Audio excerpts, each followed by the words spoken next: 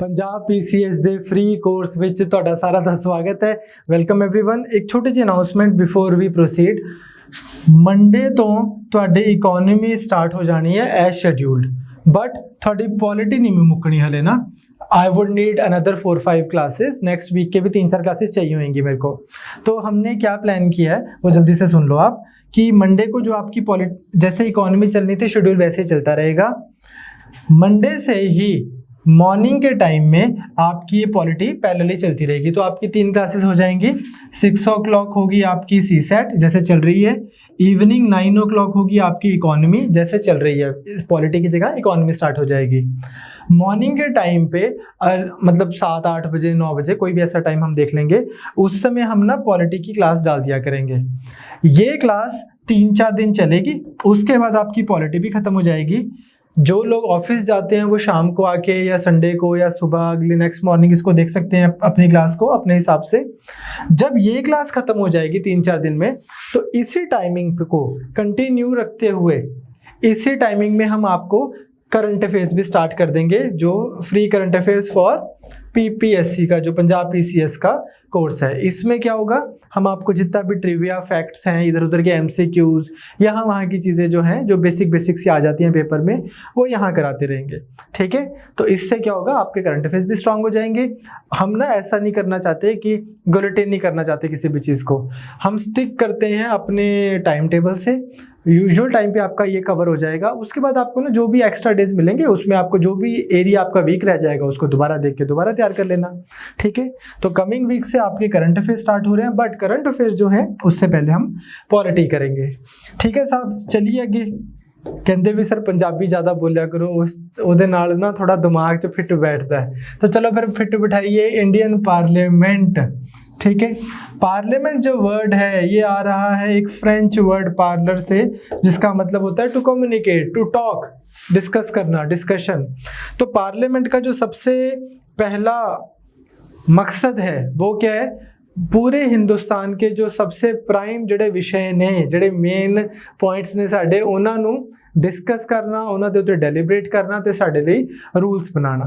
ਤੁਸੀਂ ਨਾ ਬਿਲਕੁਲ ਇਸ ਚੀਜ਼ ਨੂੰ ਧਿਆਨ ਰੱਖੋ, ਇਹ ਤੁਹਾਡੀ ਪ੍ਰੋਬਲਮ ਨਹੀਂ ਹੈਗੀ, ਹਰ ਪਰਸਨ ਦੀ ਪ੍ਰੋਬਲਮ ਹੈ ਜਿਹੜਾ ਪਾਰਲੀਮੈਂਟਰੀ ਫਾਰਮ 'ਚ ਰਹਿੰਦਾ ਹੈ, ਪੋਲਿਟੀ ਸਟੱਡੀ ਕਰਦਾ ਹੈ। ਕੀ ਪ੍ਰੋਬਲਮ ਹੈ ਸਾਡੇ ਇੱਥੇ ਨਾ, ਲੈਜਿਸਲੇਟਰ ਤੇ ਐਗਜ਼ੈਕਟਿਵ 'ਚ ਕੋਈ ਸੈਪਰੇਸ਼ਨ ਨਹੀਂ ਹੈਗੀ।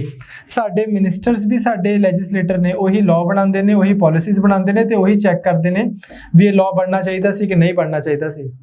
ਹਾਂ, ਜੁਡੀਸ਼ਰੀ ਦੀ ਸੈਪਰੇਸ਼ਨ ਹੈ। ਤੁਸੀਂ ਨਾ ਇਸ ਚੀਜ਼ ਨੂੰ ਇੱਦਾਂ ਇਨਵਿਜ਼ਨ ਕਰੋ, ਇਮੈਜਿਨ ਜੇ ਤੁਹਾਡੇ ਕੋਲ ਇੱਕ ਨਾ ਬੋਡੀ ਹੁੰਦੀ ਜਿਹਦਾ ਨਾਂ ਹੈ ਪਾਰਲੀਮੈਂਟ, ਜਿਹੜੀ ਸਿਰਫ ਲਾਅ ਬਣਾਉਂਦੀ, ਉਹਨਾਂ ਨੇ ਲਾਅ ਬਣਾਉਣੇ ਸੀਗੇ, ਤੇ ਉਸ ਤੋਂ ਬਾਅਦ ਇੱਕ ਤੁਹਾਡੇ ਕੋਲ ਇਹ ਇਲੈਕਟਡ ਹੁੰਦੀ, ਇਹ ਬੋਡੀ ਚੁਣਾਵ ਤੁਸੀਂ ਕਰਾਉਂਦੇ ਤੇ ਇਹ ਲਾਜ਼ ਬਣਾਉਂਦੇ। ਉਸ ਤੋਂ ਬਾਅਦ ਤੁਹਾਡੇ ਕੋਲ ਇੱਕ ਹੋਰ ਬੋਡੀ ਹੁੰਦੀ, let's say collection of ministers, बहुत सारे मिनिस्टर 1 मिनिस्टर 2 इदा करके मिनिस्टर्स होंगे, n नंबर ऑफ मिनिस्टर्स। इन्हें सारा मिनिस्टर्स नू अपने कंट्रोल च प्रॉपरली एग्जीक्यूट करने अपने कंसोलीडेटेड तरीके नाल कंट्री चलाने लई इन्हां दे उत्ते एक बैठा हुंदा प्रेजिडेंट। हुण दीज आर अदर पीपल, इन्हां दे नाल ये आपस नाल कोऑपरेशन च काम करदे हुंदे। नाउ यू वुड अंडरस्टैंड इहदा कितना फायदा है। इन्हां ने ना सारे कंट्री दे जिन्ने भी इशूज चल रहे ने उन्हां ते प्रॉपर डिस्कशन करनी, प्रॉपर उन्हां दे उत्ते ਡੈਲੀਬਰੇਟ ਕਰਕੇ ਕੰਟਰੀ ਦੀ ਡਿਮਾਂਡ ਦੇ ਹਿਸਾਬ ਨਾਲ ਲਾਅ ਲੈ ਕੇ ਆਏ। ਇਹ ਆਪਣਾ ਕੰਮ ਕਰ ਰਹੇ ਨੇ, ਇਹ ਆਪਣਾ ਕੰਮ ਕਰ ਰਹੇ ਨੇ, ਤੇ ਜਦੋਂ ਵੀ ਇਹਨਾਂ ਨੂੰ ਕਿਸੇ ਨੂੰ ਵੀ ਇੱਕ ਦੂਜੇ ਨਾਲ ਪ੍ਰੋਬਲਮ ਹੈ ਤੇ ਉਹਨਾਂ ਨੂੰ ਬੁਲਾ ਲੈਂਦੇ ਨੇ ਤੇ ਪ੍ਰੋਪਰ ਡਿਸਕਸ਼ਨ ਹੁੰਦੀ ਹੈ। ਸਾਰੇ citizens can see that. And then you always have judiciary, ਤੀਜਾ institute, the third institute. What is this third institute doing? It is making sure that everybody is adhering to the constitution। सारे constitution संविधान के हिसाब से चल रहे हैं। तो इस तरह से ना आप ज़्यादा अप्रिशिएट कर पाते, पर अभी भी पार्लियामेंट्री फॉर्म ऑफ पॉलिटी में आपको ये समझना है कि पार्लियामेंट ही सब कुछ है।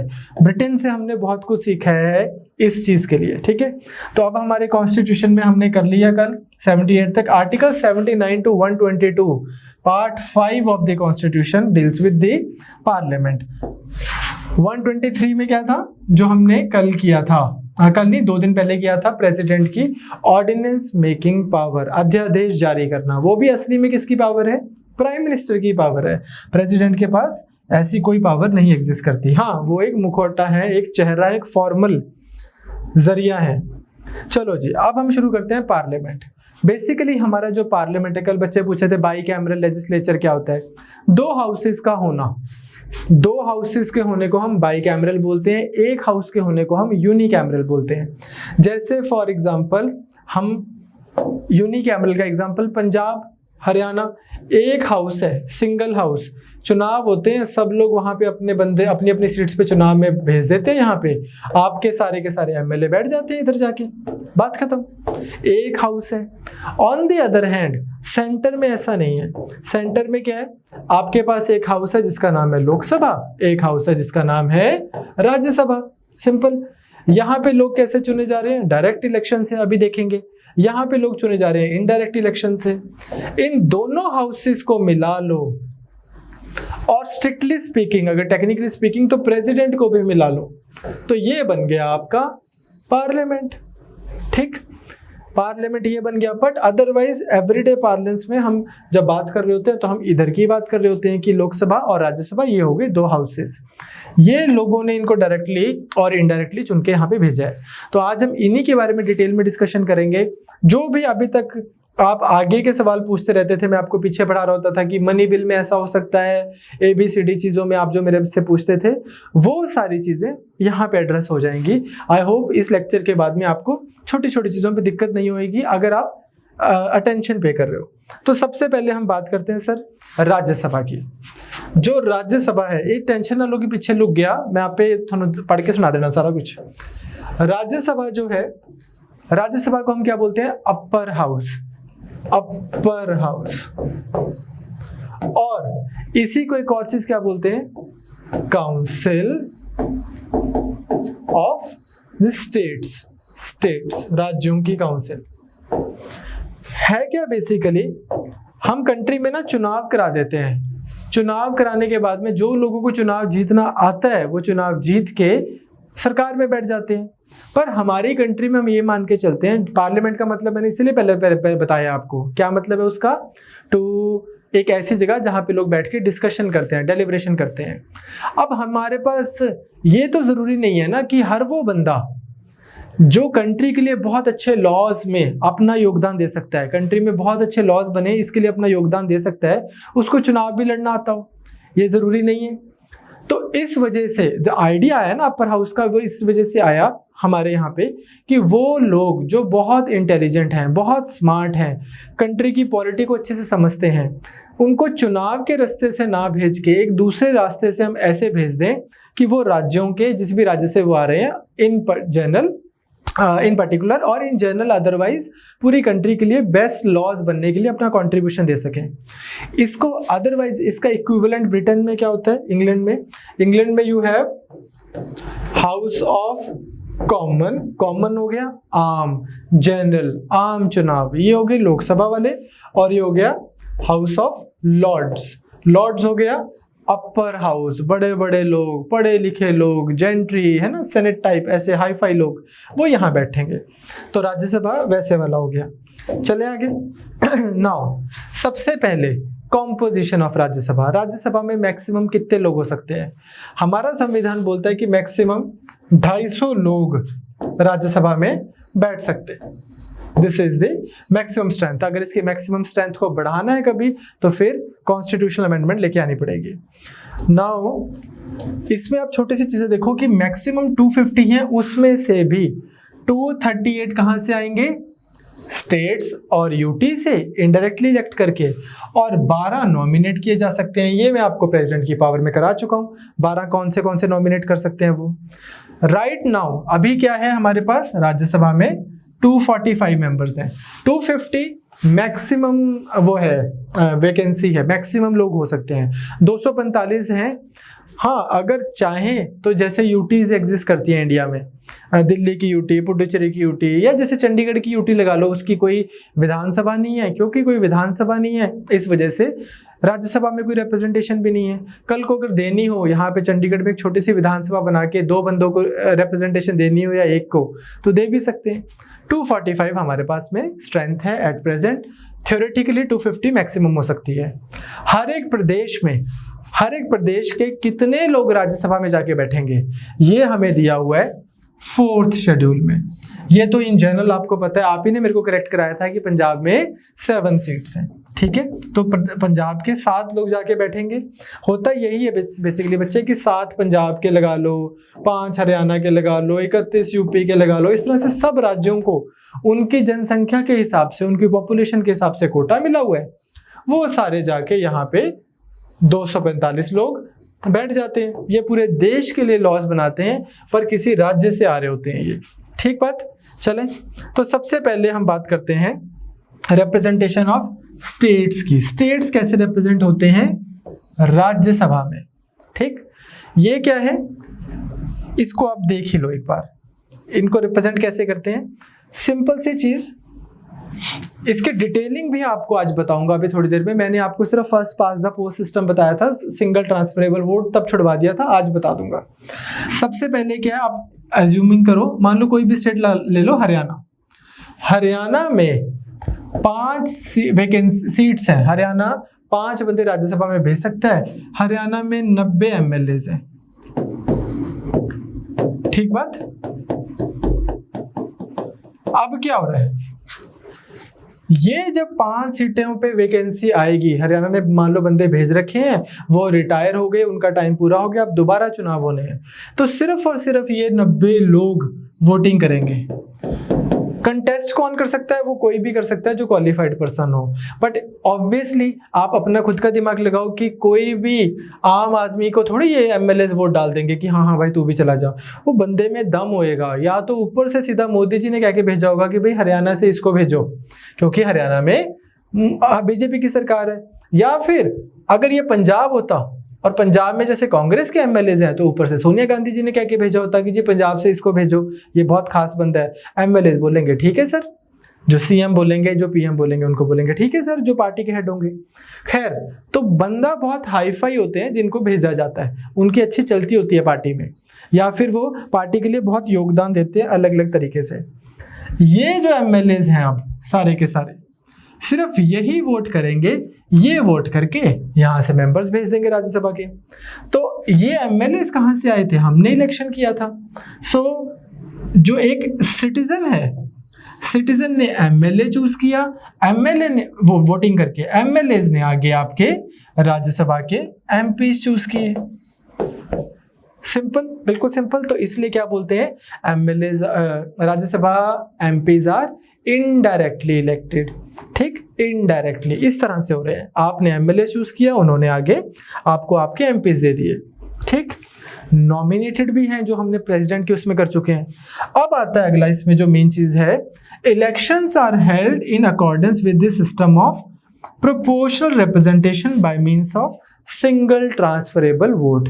ये क्या है, इसको सुनो जरा, 2 मिनट लगा दो। इसकी मैथमेटिकल एक्यूरेसी में मत जाना, आपको ना कभी ऐसा सवाल नहीं आएगा मेरे हिसाब से कि ये लो जी एक स्टेट है, इसमें इतने MLAs हैं और इतनी वैकेंसीज निकली हैं, निकाल के दिखाओ इसका कितना कोटा बनेगा, या निकाल के दिखाओ ये कौन जाए, इन 5 में से कौन जाएगा। ये तो आपको CSAT में भी ना आए क्वेश्चन, ठीक। बट अदरवाइज आपको थोड़ा सा समझ आना चाहिए। होता क्या है, पहले हमने जो डिस्कस किया था वो किया था फर्स्ट पास दी पोस्ट सिस्टम, कि यार ये एक हमने ना इलेक्शन की एक पोस्ट, एक वो जैसे होती है ना पोस्ट, एक बूथ बना रखा है, इसको पास कर दिया जिसने सबसे पहले, वो जीत गया। इसमें क्या होता है, जैसे मैंने आपको पिछली क्लास में बताया था कि मान लो एक एरिया में 100 लोग रहते हैं, 100 में से थोड़े से लोग 18 साल से छोटे हैं, थोड़े से कहीं पे रहते नहीं, ये वो वोट नहीं बना रखी कुछ भी, तो तकरीबन 70 लोगों के पास मान लो वोट है। उसमें से जिस दिन चुनाव हुआ, अगर 70% वोटिंग हो जाए तो अच्छी वोटिंग मानते हैं कि लोगों ने बढ़ चढ़कर भागीदारी की। तो अगर 70% वोटिंग हुई है, इसका मतलब कितने लोगों ने वोट डाला, 49 लोगों ने। 100 में से 49 लोगों ने वोट डाला, एलिजिबल ही थे 70, उनमें से 49 ने। अब ये 49 में आप ऐसा देख लो, मान लो किसी कैंडिडेट 1 को 10 लोगों ने वोट डाल दी, और जो बाकी थे कैंडिडेट 2, 3, 4, 5, 6, बाकी की जो 39 है वो उनमें बट गई, किसी को 5, किसी को 8, किसी को 7, किसी को 9, किसी को 6। तो ये बंदा जो है जिसको 10 वोट्स पड़ी है, ये जीत गया। मुबारक है आपको, डेमोक्रेसी आपकी कंट्री में देखो। लेकिन असली में क्या हुआ, 10 आउट ऑफ 100, ठीक, 10 आउट ऑफ 100 जितने आप प्रीलिम्स में क्वेश्चन ठीक करके आते हो। ठीक है, ये जो है ये डेमोक्रेसी तो है, लेकिन इसमें आप देख रहे हो ये कहाँ से मेजॉरिटी को रिप्रेजेंट कर रहा है ये बंदा। ये बंदे की भी गलती नहीं है, किसी की गलती नहीं है, आपकी कंट्री में सिस्टम ही यही है। ये इसका एक negative side to the first past the post system है। इसी की पॉजिटिव साइड क्या है, लेकिन कितना इजी है। आप ये देखो, वो कंट्री है हमारी जहां पे कैंडिडेट को साथ में चुनाव निशान दिया जाता है, तकड़ी, ओ क्या कहते हैं उसको, साइकिल। मुलायम सिंह यादव और उनके बेटे की लड़ाई हो गई थी साइकिल को लेके, तो अभी ऐसे फेकिंग न्यूज़ वाले बोल रहे थे कि एक बंदा साइकिल रख ले, दूसरा घंटी रख ले। ठीक, तो इस तरह से अलग अलग चुनाव निशान है। ऐनक है, हरियाणा में इंडियन नेशनल लोकदल का था। कमल का फूल, उसका वो होता था। मायावती का स्लोगन, चलेगा हाथी उड़ेगी धूल, ना रहेगा पंजा ना खिलेगा फूल। ठीक, कि अभी मायावती जी का हाथी आएगा तो ये पंजे फूल सब मिट जाएंगे।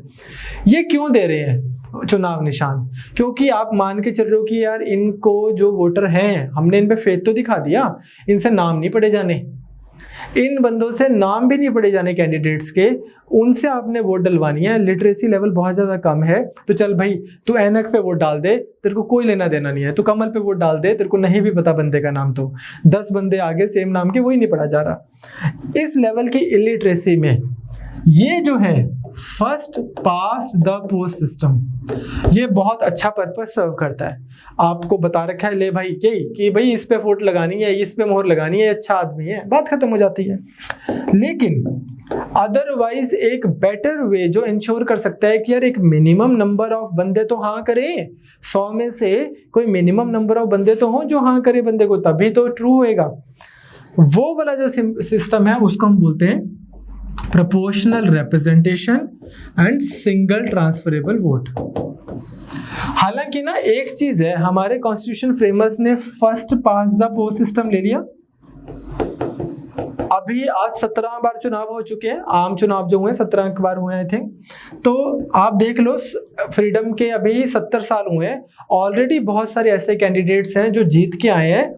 और अगर आप ये भी क्राइटेरिया रख दो ना कि यार कम से कम 25% वोट तो पड़ी होनी चाहिए, या कम से कम 35% वोट तो पड़ी होनी चाहिए, तो वो क्राइटेरिया मीट कर रहे हैं। मतलब अब ये वाली चीज़ का जो नेगेटिव इम्पैक्ट है धीरे धीरे, बहुत स्लोली सही, पर कम हो रहा है। इससे क्या पता लगता है? इससे पता लगता है कि जो हमारे कॉन्स्टिट्यूशन फ्रेमर्स थे उनमें ना दम था। गालियां हम किसी को भी कितनी भी निकाल सकते हैं, ऐसे ही ना क्रिटिसाइज करना किसी को सबसे आसान काम है। उनको ना कि दम कैसे पता लगता है, जब आप कोई काम करने जाते हो और आपको पता होता है कि यार मैं 20 साल के लिए नहीं कर रहा, मैं 200 साल के लिए कर रहा हूँ कम से कम। उनको पता था कि यार हम पूरी दुनिया हमेशा के लिए नहीं चेंज कर सकते, और ये हम सभी को पता हो, आपको अपना हम्बल कंट्रीब्यूशन देना है। इनको पता था कि यार 60-70 साल में ना यार ये आ जाएंगे 30-35% पे, और 100 साल के अंदर क्लियर जो यहाँ पे पर्पस आपने मीट करना है वो पर्पस यहाँ पे मीट हो जाया करेगा। कोई बात नहीं, 100 साल लगेंगे, लेकिन उसके बाद में देखो कितना इजी सिस्टम भी रहेगा, लोगों को अवेयरनेस भी आ जाएगी और हमारी कंट्री ग्रो भी कर जाएगी। एक देश की लाइफ में 50-60 साल क्या होते हैं, हमारे को लगता है ना पूरी जिंदगी खत्म होगी, एक देश की लाइफ में कुछ भी नहीं है। ठीक, सिविलाइजेशन की लाइफ में बिल्कुल भी कुछ नहीं है। नाउ अब आता है proportional representation single transferable vote. जैसे मैंने अभी डिस्क्लेमर दिया, इसके मैथमेटिक्स में ना जाके बस भाव समझना। मान लो कोई स्टेट का हम एग्जांपल ले लेते हैं, राज्यसभा। अब कोई स्टेट का एग्जांपल लेते हैं हरियाणा। अब जैसा कि मैंने आपको बोला कि होगा क्या, हरियाणा ने 5 बंदे भेज रहे हैं, लेकिन हमेशा ऐसा नहीं होता है कि पांचों के पांचों की ना चलो जी एक ही बार में वैकेंसी खुली है और सबको आप भेजो। सर्कुलेशन चलती रहती है, जिसको हम थोड़ी देर में करेंगे। तो मान लो इन 5 में से हरियाणा में 2 वैकेंसीज हैं, 2 सीटों पे चुनाव हो रहा है। ये जो 2 लोग जीतेंगे ये हरियाणा को राज्यसभा में रिप्रेजेंट करेंगे। ठीक साहब, अब हम क्या करते हैं, सबसे पहले डिसाइड करते हैं वैल्यू वोट्स की। तो उसके लिए हम क्या करते हैं, जैसे एक एमएलए को मान लो उसकी वैल्यू हमने दे दी 100। हरियाणा में टोटल एमएलए हैं 90, तो टोटल वैल्यू वोट की कितनी हो गई 9000। ठीक है। उसके बाद में हम अभी ये काउंट करते हैं दूसरी चीज, कोटा। कोटा क्या है कि कितनी वोटें इस 9000 वोट्स में से उस बंदे को मिनिमम कितनी वोट्स पड़े ताकि वो यहाँ पे जाने लायक हो। इसके लिए हम क्या करते हैं, जो भी आपके पास वैल्यू आई होती है, अगेन ये सिर्फ आपको समझाने के लिए, पेपर में टेस्ट नहीं होगा, एक ही बार सुनना, बार बार सुनना भी नहीं, जितना समझ आ गया ठीक है। अगला पार्ट आपको इसका भाव समझ आना चाहिए बस आपको। आप वैल्यू ले लेते हो डिवाइडेड बाय जितनी वैकेंसीज हैं, तो मान लो आपने 9000 ले लिया, डिवाइडेड बाय 2 वैकेंसीज थी, +1 कर देते हैं, +1 कर देते हैं, इससे आपके पास आ गया 3001। ठीक है जी। अब जब आपके पास में ये आ जाता है, अब बड़ी सिंपल सी चीज कि हमने हर एक एमएलए को 100 की वोट दी हुई थी, तो हम कहते हैं कि कितने एमएलए बंदे को वोट डालें ताकि वो कोटा मीट कर रहा है, तो हम इसको 100 से डिवाइड कर देते हैं। 30.01 आ गया, उसको राउंड ऑफ कर दिया 31, या मैथमेटिकल कन्वीनियंस के लिए 30 कर देते हैं। तो हाँ, इस तरह से ये हो गया प्रोसेस 1 प्रोपोर्शनल रिप्रेजेंटेशन का। इसका मतलब जितने भी कैंडिडेट अब खड़े हो जाए, यहाँ पे आप पहुंच गए। नाउ आई रिपीट, समझ आया, बेसिक सा नहीं आया, मतलब मैथमेटिक्स समझ आया नहीं आया, कोई प्रॉब्लम नहीं है। आपको बस पता हो कि कोटा सिस्टम होता है, वैल्यू सिस्टम होता है। कोटा और वैल्यू सिस्टम से अब किस निष्कर्ष पे पहुंचे कि वो बंदा, अगर लेट्स से वैकेंसीज हमारे पास 2 हैं और पर्सन 5 चुनाव लड़ रहे हैं, A B C D E, इनमें से जिस भी बंदे को मिनिमम 30 लोग बोलेंगे कि यार हाँ हम इसको वोट डाल रहे हैं, वो जाएगा। तो आज वो चीज तो खत्म हो गई कि यार अगर 100 लोग चुनाव लड़ रहे थे तो किसी को 2 ने डाल दी, किसी को 1 ने डाल दी, किसी को 5 ने डाल दी, इवेंचुअली 5 वाला जीत गया। वो वाली ऑप्शन तो खत्म हो गई आपके पास में, आज रिप्रेजेंटेशन बेटर हो गई। नाउ अब प्रोसेस 2 क्या है, ये देखो। आपके पास में कितने एमएलए हैं? 90। मान लो वो सब आज वोटर हैं, वोटर 1, वोटर 2, वोटर 3, ऐसे चलते चलते वोटर 90। इन सबको एक पेज पकड़ा दिया जाता है, जिस पेज के ऊपर सब कैंडिडेट्स के नाम लिखे होते हैं, A B C D E। ये 5 चुनाव लड़ रहे हैं और वैकेंसीज कितनी आपके पास में? 1 और 2। इन सबको बोला जाता है कि यार अपनी प्रेफरेंस भरो, यहाँ पे आपका फेवरेट कौन है और किसको आप बिल्कुल लाइक नहीं करते। तो इसने बोला भाई सबसे बढ़िया आदमी है A, दूसरे नंबर पे B, तीसरे मेरी थर्ड प्रेफरेंस ये, 4th ये, 5th ये। V2 क्या बोल रहा है कि यार V1 को देखना नहीं आता, इसकी निगाहों में प्यार नहीं है। E5 के लिए मेरा 1 ये, 2 ये, 3 ये, 4 ये, 5 ये। इसी तरह से सबने बता दिया। V90th ने भी बता दिया कि मेरा तो इसको तो मैं कभी भी पसंद नहीं करता, 5 ये, 1 ये, 2 ये, 3 ये, 4। इस तरह से सारे के सारे अपनी वैल्यूएशन दे देते हैं। अब ये है फर्स्ट राउंड। इसमें चेक करते हैं कि अब कोई बंदा है जो 31, या हम उसके लिए बोल रहे हैं इजी के लिए, इसके लिए 30 का मार्क मीट कर रहे हैं। तो मान लो इनमें से A पर्सन जो है उसको 30 वोट्स आई 90 में से, किसी को 29 आ गई, इसको मान लो कितनी हो गई, 60 तो हो ही गई, इसको 1 आ गई। सिंपल, एक ही बंदे ने इसको फर्स्ट प्रेफरेंस दिया, ठीक। तो कितनी हो गई? 60। मान लो इसको आ गई 15, इसको आ गई 15। इस तरह से आपका सिस्टम बन गया। अब चाहे इसके पास 29 आई हैं, आप ये नहीं करोगे कि यार इसको भेज दिया नंबर 1, इसको भेज दिया नंबर 2, ये लो 2 सीट्स फुल हो गई ना। क्राइटेरिया अभी एक ही ने मीट किया है, इसको भेज दिया 1, 1 सीट आपकी फिल हो गई। अब करते हैं राउंड 2। राउंड 2 में क्या होगा? अब क्योंकि किसी के पास क्लियर कोटा कोई मीट नहीं कर रहा, तो हम चेक करेंगे कि सबसे कम फेवरेट कौन है, लीस्ट फेवरेट कौन है जिसका जमानत ही जब्त हो जाएगा। इस पे मेरे को एक बात आई याद, कल चैट में सुभाष शर्मा जी बोल रहे थे कि सर हारा होया MP मिनिस्टर क्यों बनता है। तो मैंने बस एक ही यार इसका मैं क्या जवाब दूं, दुर्भाग्यपूर्ण बात है। अगर आप उसको राज्यसभा से भेज दो।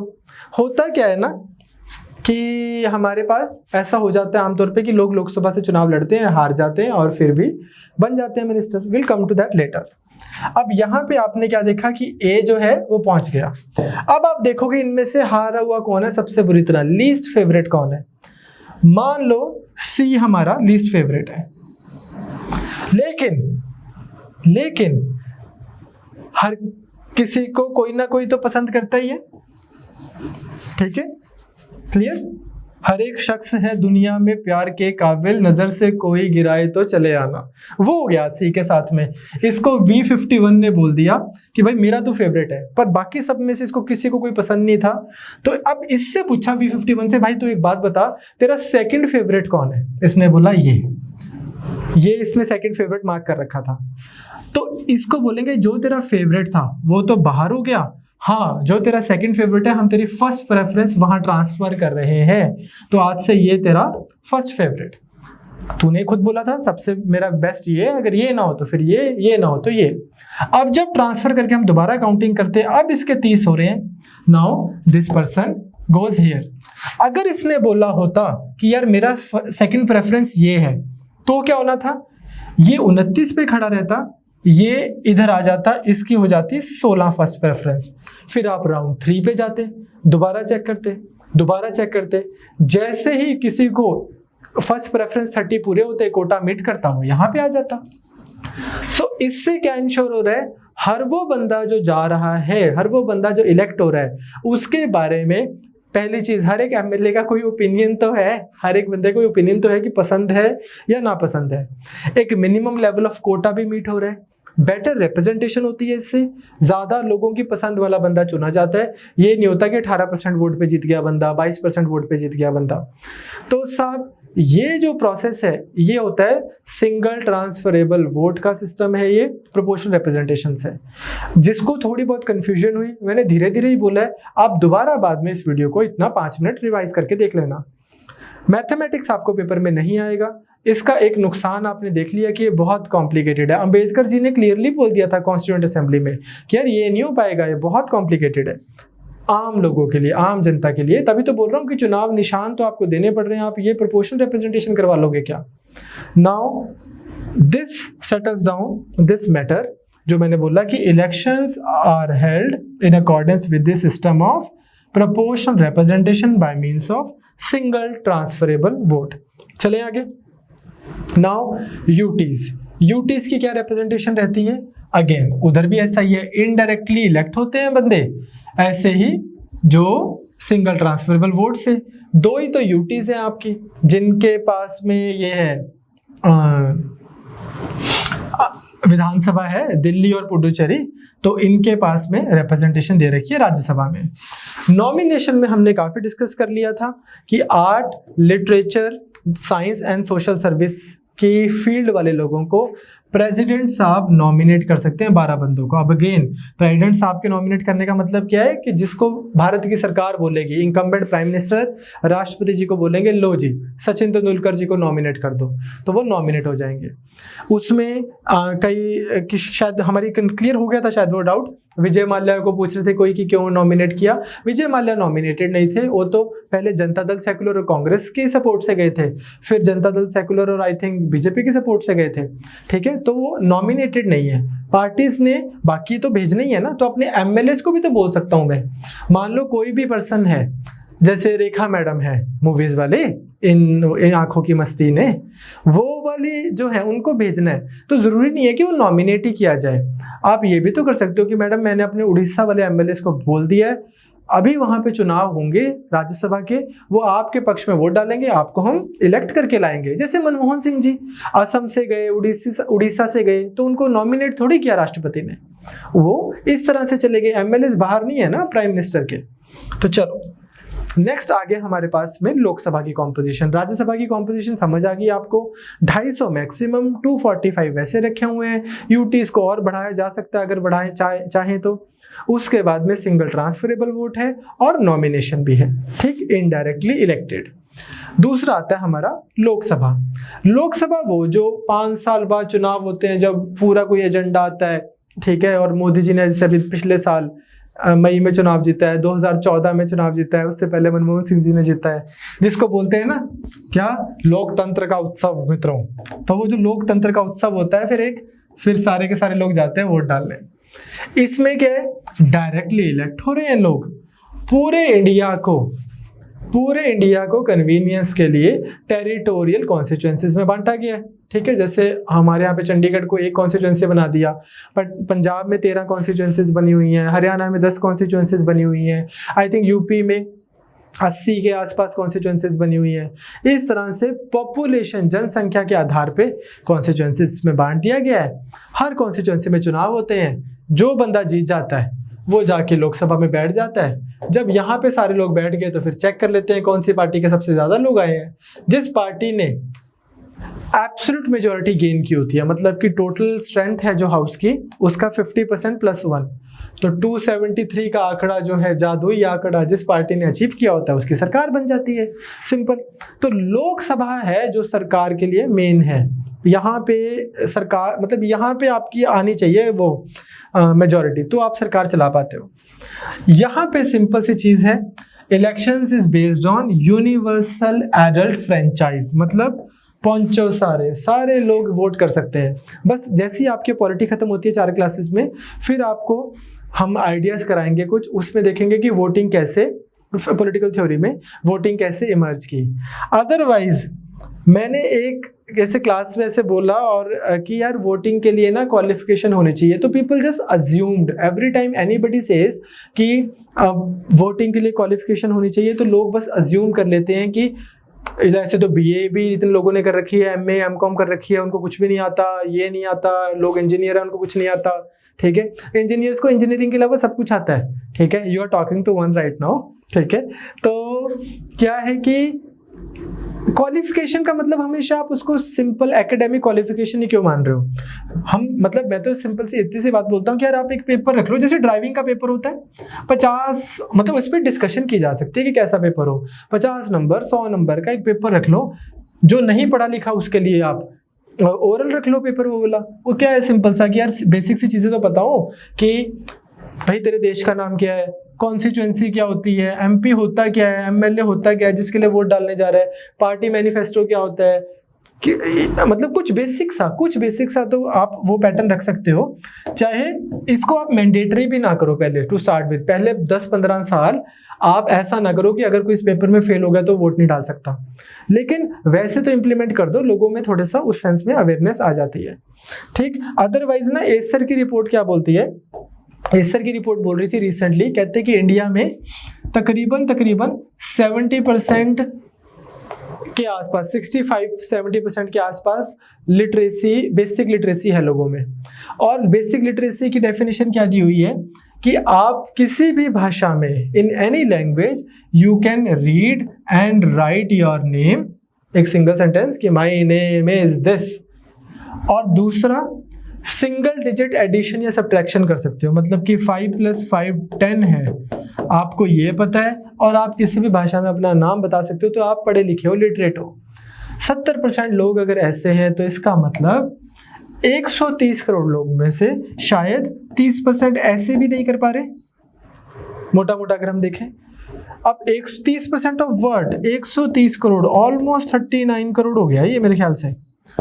तो इतनी जनता, जब जो बंदा अपना नाम, उसको बोले भाई तेरा जिस भाषा में मन करता अपना नाम लिख दे, वो नहीं कर पा रहा, उसको आप भारत के भाग्य विधाता चुनने के लिए बोल रहे हो कि आप जाओ और चुनो, उसमें कोई गलती नहीं है। आप अपना सिस्टम थोड़ा सा इंप्रूव कर सकते हैं टाइम के हिसाब से, ऐसा मुझे लगता है, I can be wrong here. ठीक, इसलिए आपको लिखवाया नहीं है कहीं पे, ये वो वाली बात है जो हमारे पर्सनल ओपिनियन जिनको आप इग्नोर कर सकते हो।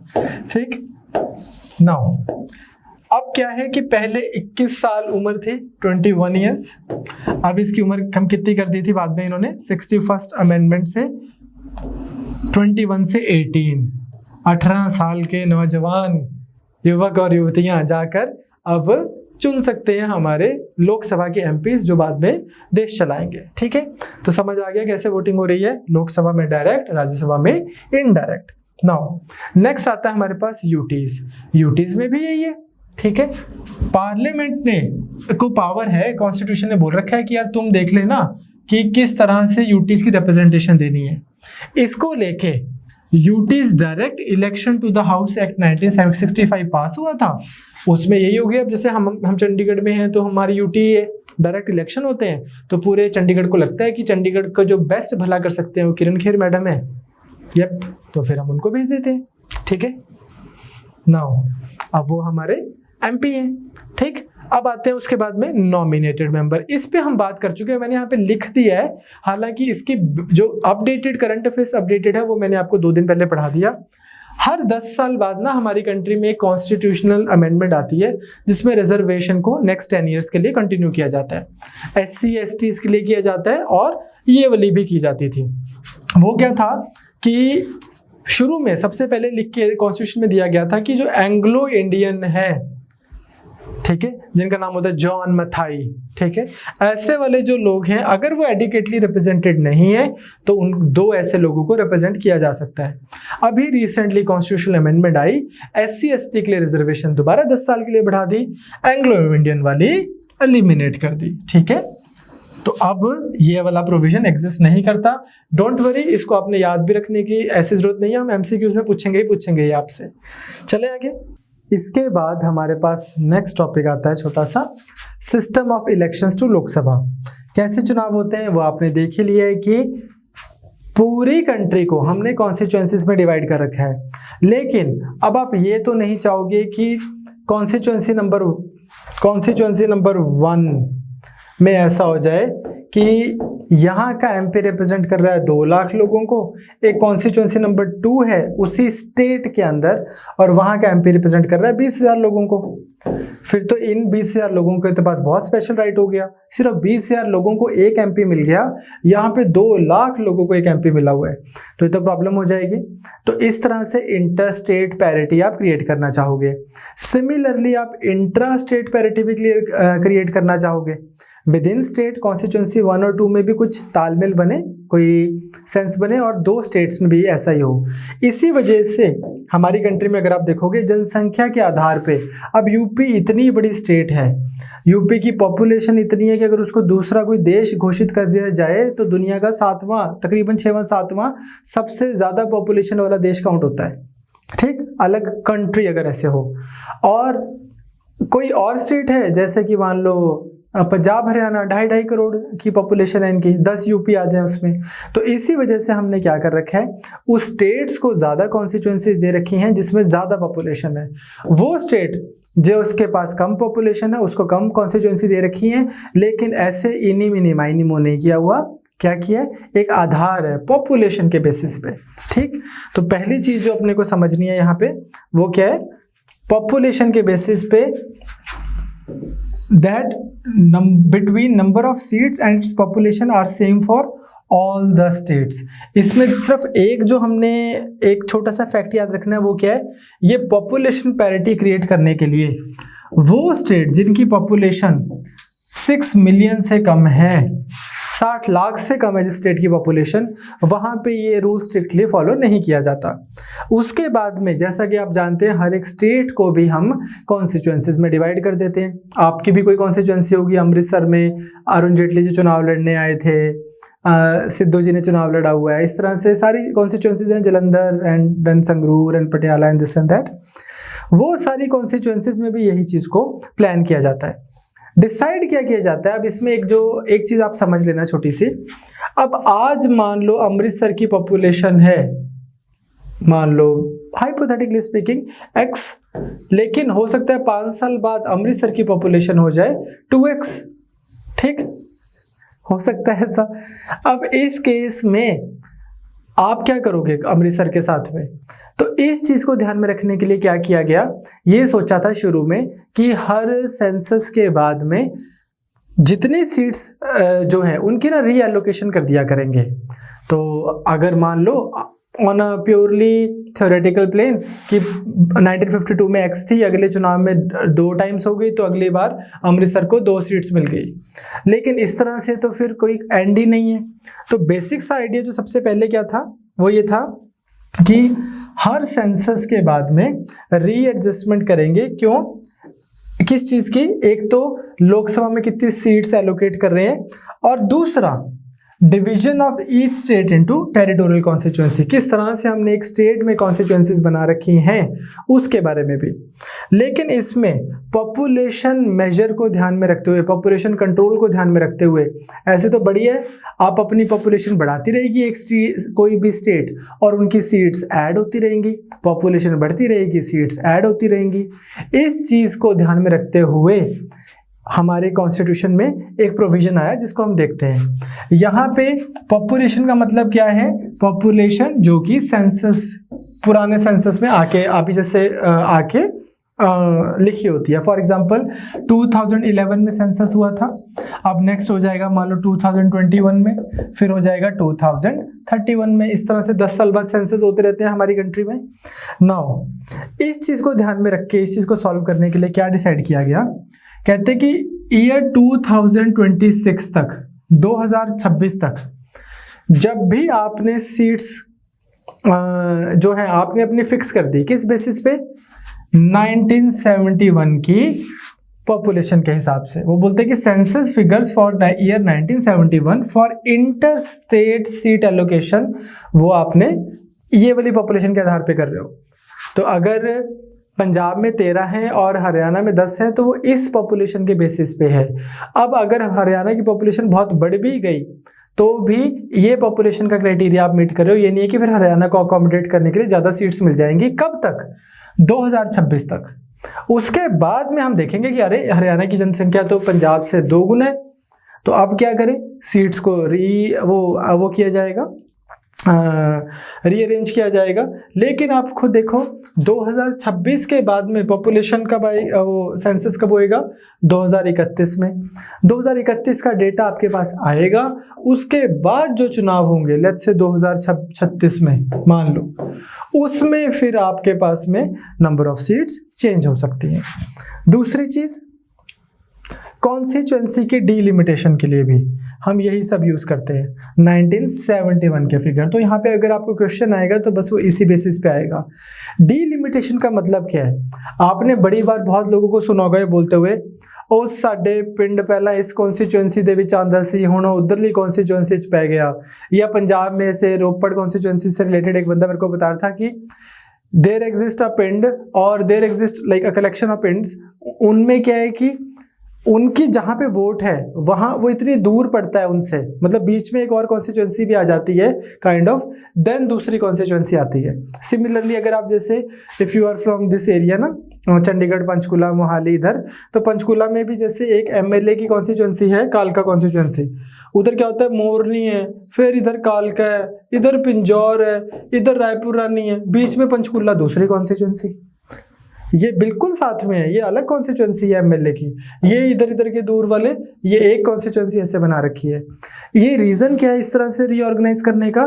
ताकि तकरीबन हर कॉन्स्टिट्यूएंसी बराबर लोगों को रिप्रेजेंट कर रही है, नंबर 1। और तकरीबन हर स्टेट को उसकी पॉपुलेशन के बेसिस पे एक रेशो में सीट्स मिली हुई हैं। ऐसा नहीं है कि कोई वो जो है कोई स्टेट को ऐसा लगे कि यार इनका बढ़िया, इनकी पॉपुलेशन ज़्यादा है तो सीट्स भी ज़्यादा है। ठीक बात? हालांकि चलो छोड़ो, हालांकि मतलब ये है कि इवेंचुअली ऐसा हो जाता है, वो हम देखेंगे कैसे जब हम मेंस के लिए पढ़ेंगे। राज्यसभा में भी ऐसा ही था, पॉपुलेशन के बेसिस पे सीट्स थी। इंडिया में ऐसा होता है। On the other hand USA में क्या है, चाहे आपकी इतनी बड़ी स्टेट हो जैसे कि कैलिफोर्निया, चाहे आपकी कोई छोटी सी स्टेट हो जैसे कि ओहायो, सेनेट में जो उनकी राज्यसभा है वहाँ पे हर एक राज्य को 2 सीट्स मिलती हैं, बस 2 सीट्स ईच। हमारे यहाँ पे वेरी करती हैं from 1 seat 2 seats to 30-30 40-40 seats depending on the state. ठीक बात? चले आगे।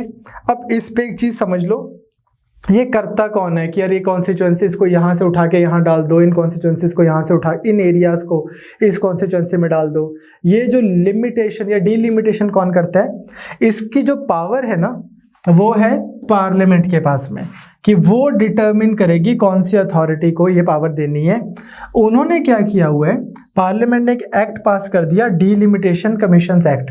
तो डीलिमिटेशन कमीशन बैठती है और वो रेगुलरली जब भी उस कमीशन को बिठाते हैं फिर वो उस हिसाब से कॉन्स्टिट्यूएंसीज को डीलिमिट कर देती है। ये गांव आज से इस कॉन्स्टिट्यूएंसी में, ये गांव इधर कॉन्स्टिट्यूएंसी में।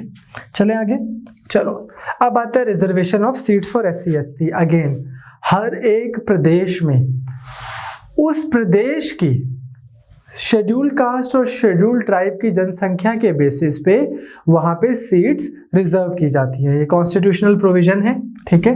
तो इसमें ही जैसे मैं आपको बोल रहा था ना कि पंजाब हरियाणा में ST नहीं माने जाते हैं, तो इस वजह से जैसे हमारे यहाँ पे गोंड, भील, बाग, ये वाली सारी ट्राइब्स नहीं है ना, Bhutia and Pokhriyal and this and that, वो सारी आपके पास ट्राइब्स नहीं है।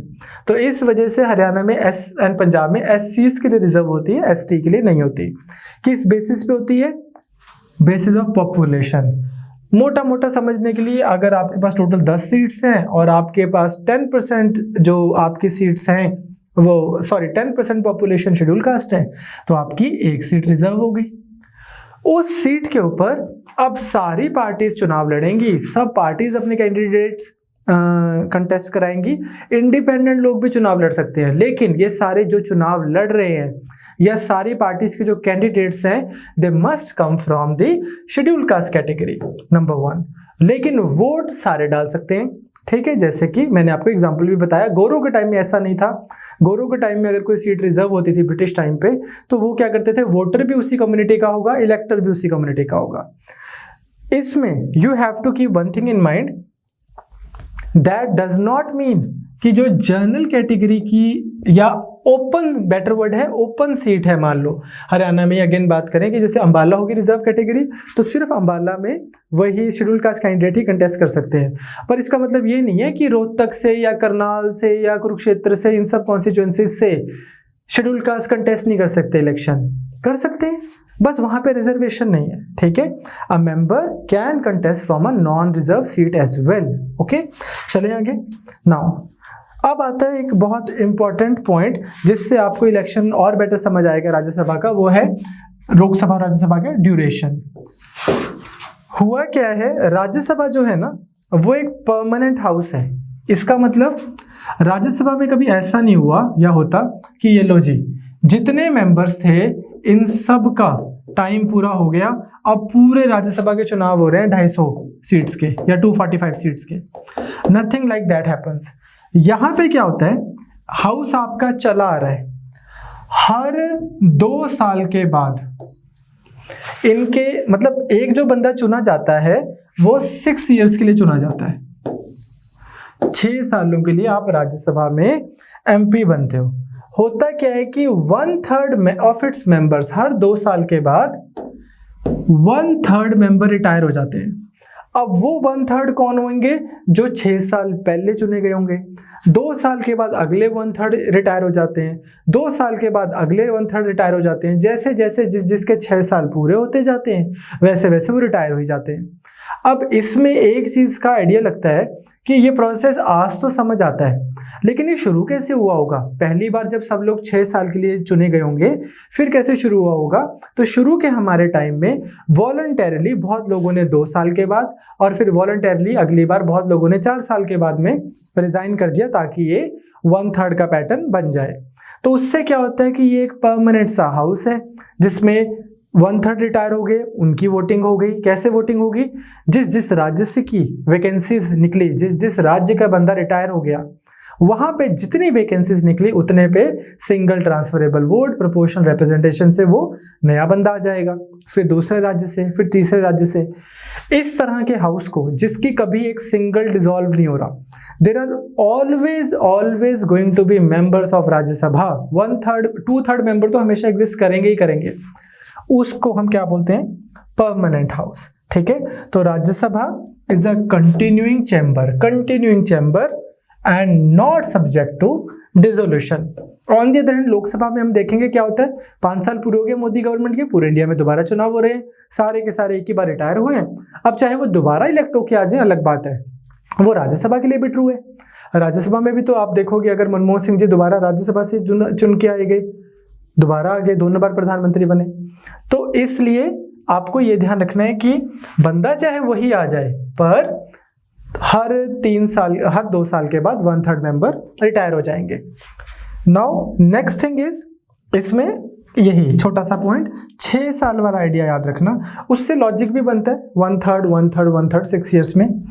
नेक्स्ट आता है लोकसभा का ड्यूरेशन।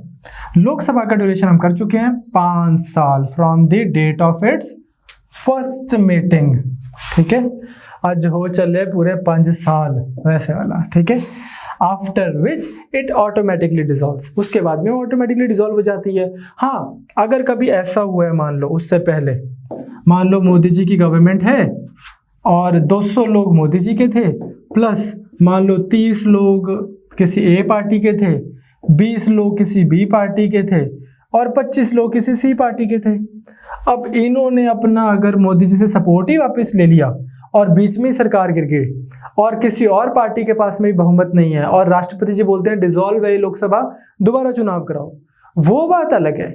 लेकिन अज्यूमिंग कि सब चीजें ठीक चल रही हैं, जो सरकार बैठी है उसके पास बहुमत है, जैसे कि आज की सरकार के पास है, तो फिर हम क्या बोलते हैं कि लोकसभा की क्या लाइफ है, 5 ईयर्स, ठीक है। प्रेसिडेंट जो है, ये लाइन से आपने मिसलीड नहीं होना कि president is authorise to dissolve Lok Sabha at any time even before the completion of 5 years. इस लाइन से आपने मिसलीड नहीं होना। ये नहीं है कि प्रेसिडेंट का मन किया तेरे एक चीज करके खामा देख डिसॉल्व होगी, no, there has to be this thing, okay. चले आगे।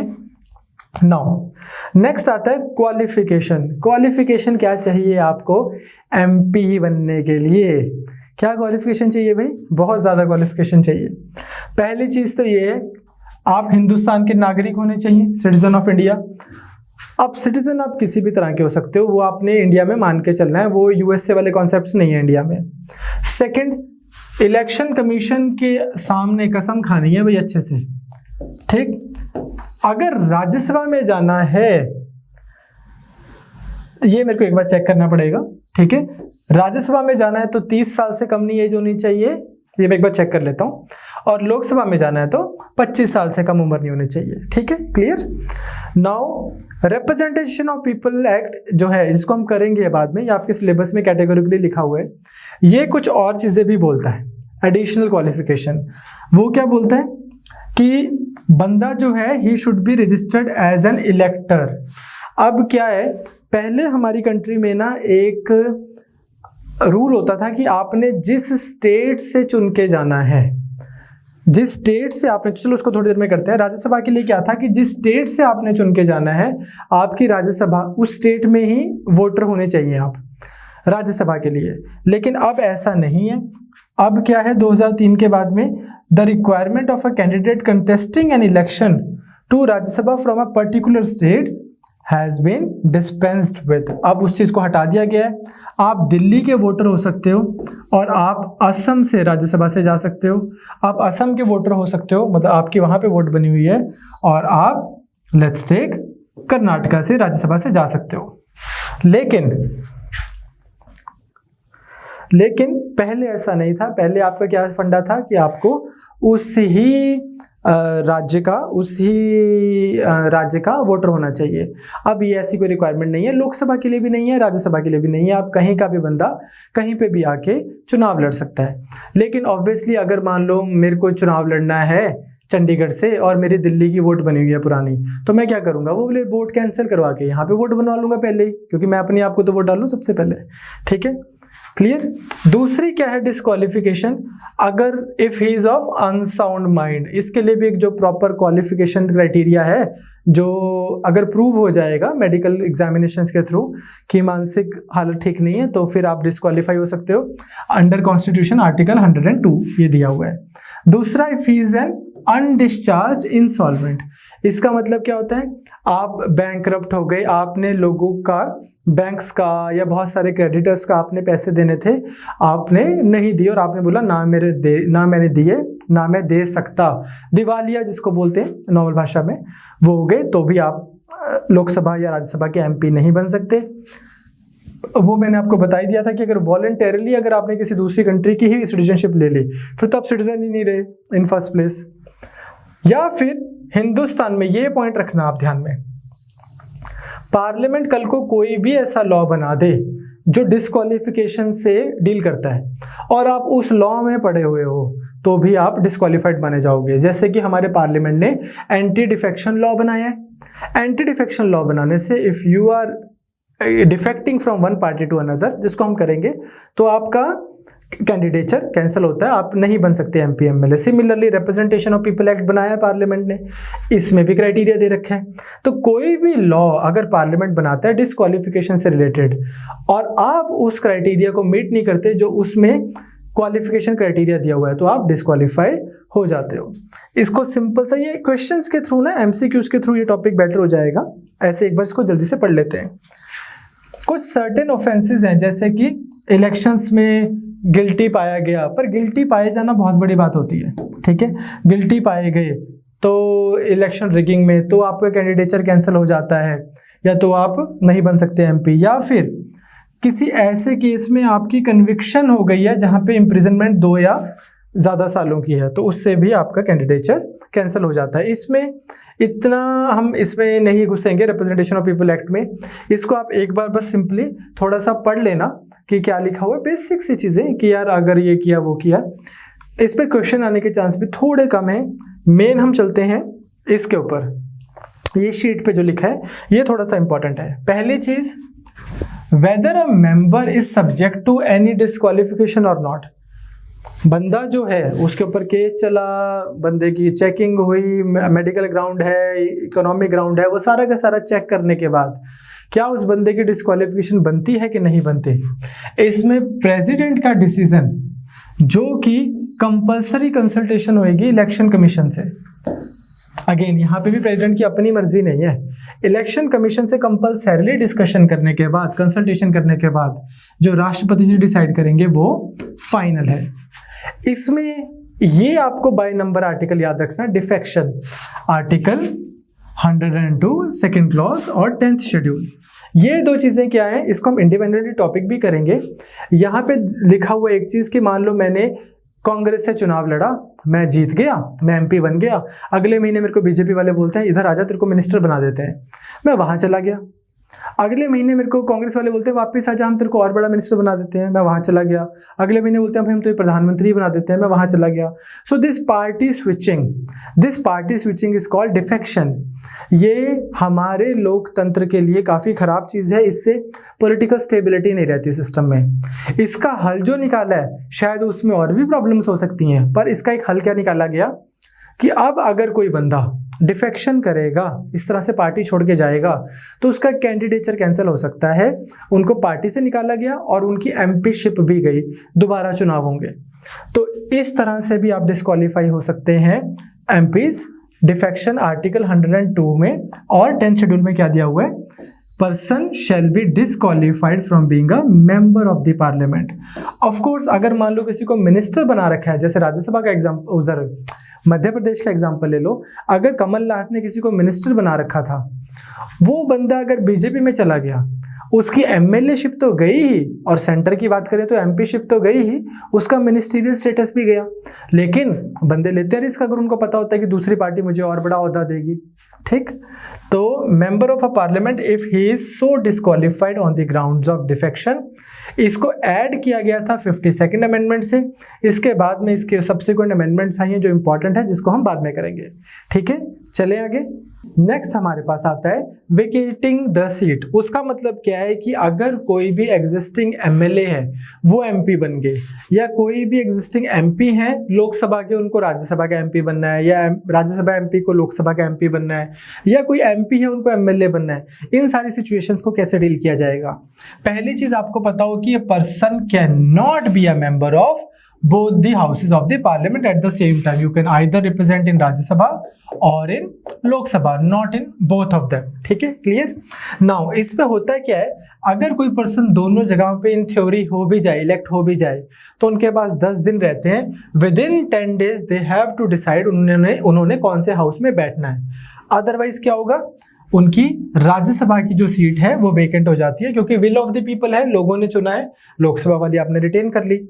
अगर पर्सन ऑलरेडी एक हाउस में है और फिर वो दूसरे हाउस में जाना चाहते हैं, तो फिर क्या होगा, उनकी प्रीवियस हाउस की जो सीट होएगी वो चली जाएगी। If a sitting member of one house, ये है कि एक बंदे ने राज्यसभा का भी चुनाव लड़ रखा था और लोकसभा का भी चुनाव लड़ लिया। अब अगर वो डिसाइड नहीं करते तो उनकी राज्यसभा की सीट चली जाएगी, लोकसभा का उनको एमपीशिप मिल जाएगी। बट अगर ऑलरेडी बंदा लोकसभा में है और उसको राज्यसभा में जाना है, ये होता नहीं है, प्रैक्टिकली यूज में इतना ज्यादा नहीं आएगा आई थिंक, बट आपको बस पता हो, या राज्यसभा में और लोकसभा में जाना है, फिर क्या होगा, अर्लियर जो उनकी सीट है सिटिंग की वो चली जाएगी। If a sitting member is also elected to the other house, his or her seat in the first house becomes vacant। इसमें बस आपने ये चीज याद रखनी है कि if a person is selected to 2 seats in a house, he should exercise his option। मान लो आप गांधीनगर से भी एमपी बन गए और वाराणसी से भी एमपी बन गए, अब आपको डिसाइड करना है कि आपको कौन सी सीट रखनी है। अगर आप डिसाइड नहीं करोगे तो क्या होगा, आपकी दोनों सीट्स चली जाएंगी। So if a person is elected to 2 seats in a house, he should exercise his option for one, otherwise both seats become vacant। Clear हो गया, सिंपल है। कोई बंदे ने लोकसभा और राज्यसभा का दोनों का चुनाव लड़ा है, अब उसको अपनी ऑप्शन एक्सरसाइज करनी है। अगर वो ऑप्शन एक्सरसाइज नहीं करते तो क्या होगा, राज्यसभा की सीट चली जाएगी। दूसरा केस, अगर बंदा ऑलरेडी एक हाउस में इलेक्टेड है, अब वो दूसरे हाउस में अगर दोबारा उसका चुनाव लड़ता है तो पहले हाउस की सीट चली जाएगी, चाहे लोकसभा हो चाहे राज्यसभा हो। अगर पर्सन एक ही हाउस में, लोकसभा में ही 2 जगह की इलेक्शंस लड़ रहे हैं, या फॉर दैट मैटर राज्यसभा में भी दो स्टेट से चुनाव लड़ रहे हैं, अगर ऐसी थ्योरेटिकल पॉसिबिलिटी बनी जाए, उसमें भी उनको डिसाइड करना है, otherwise both seats will become vacant. ठीक है। सिमिलरली जैसे मैंने बोला आपको अमरिंदर सिंह जी का एग्जांपल देखिए, person can not be a member of parliament and state legislature at the same time. उस समय एक ही टाइम पे आप दोनों नहीं हो सकते। ठीक है। नेक्स्ट आता है हमारे पास में डिस्क्वालिफिकेशन का इशू।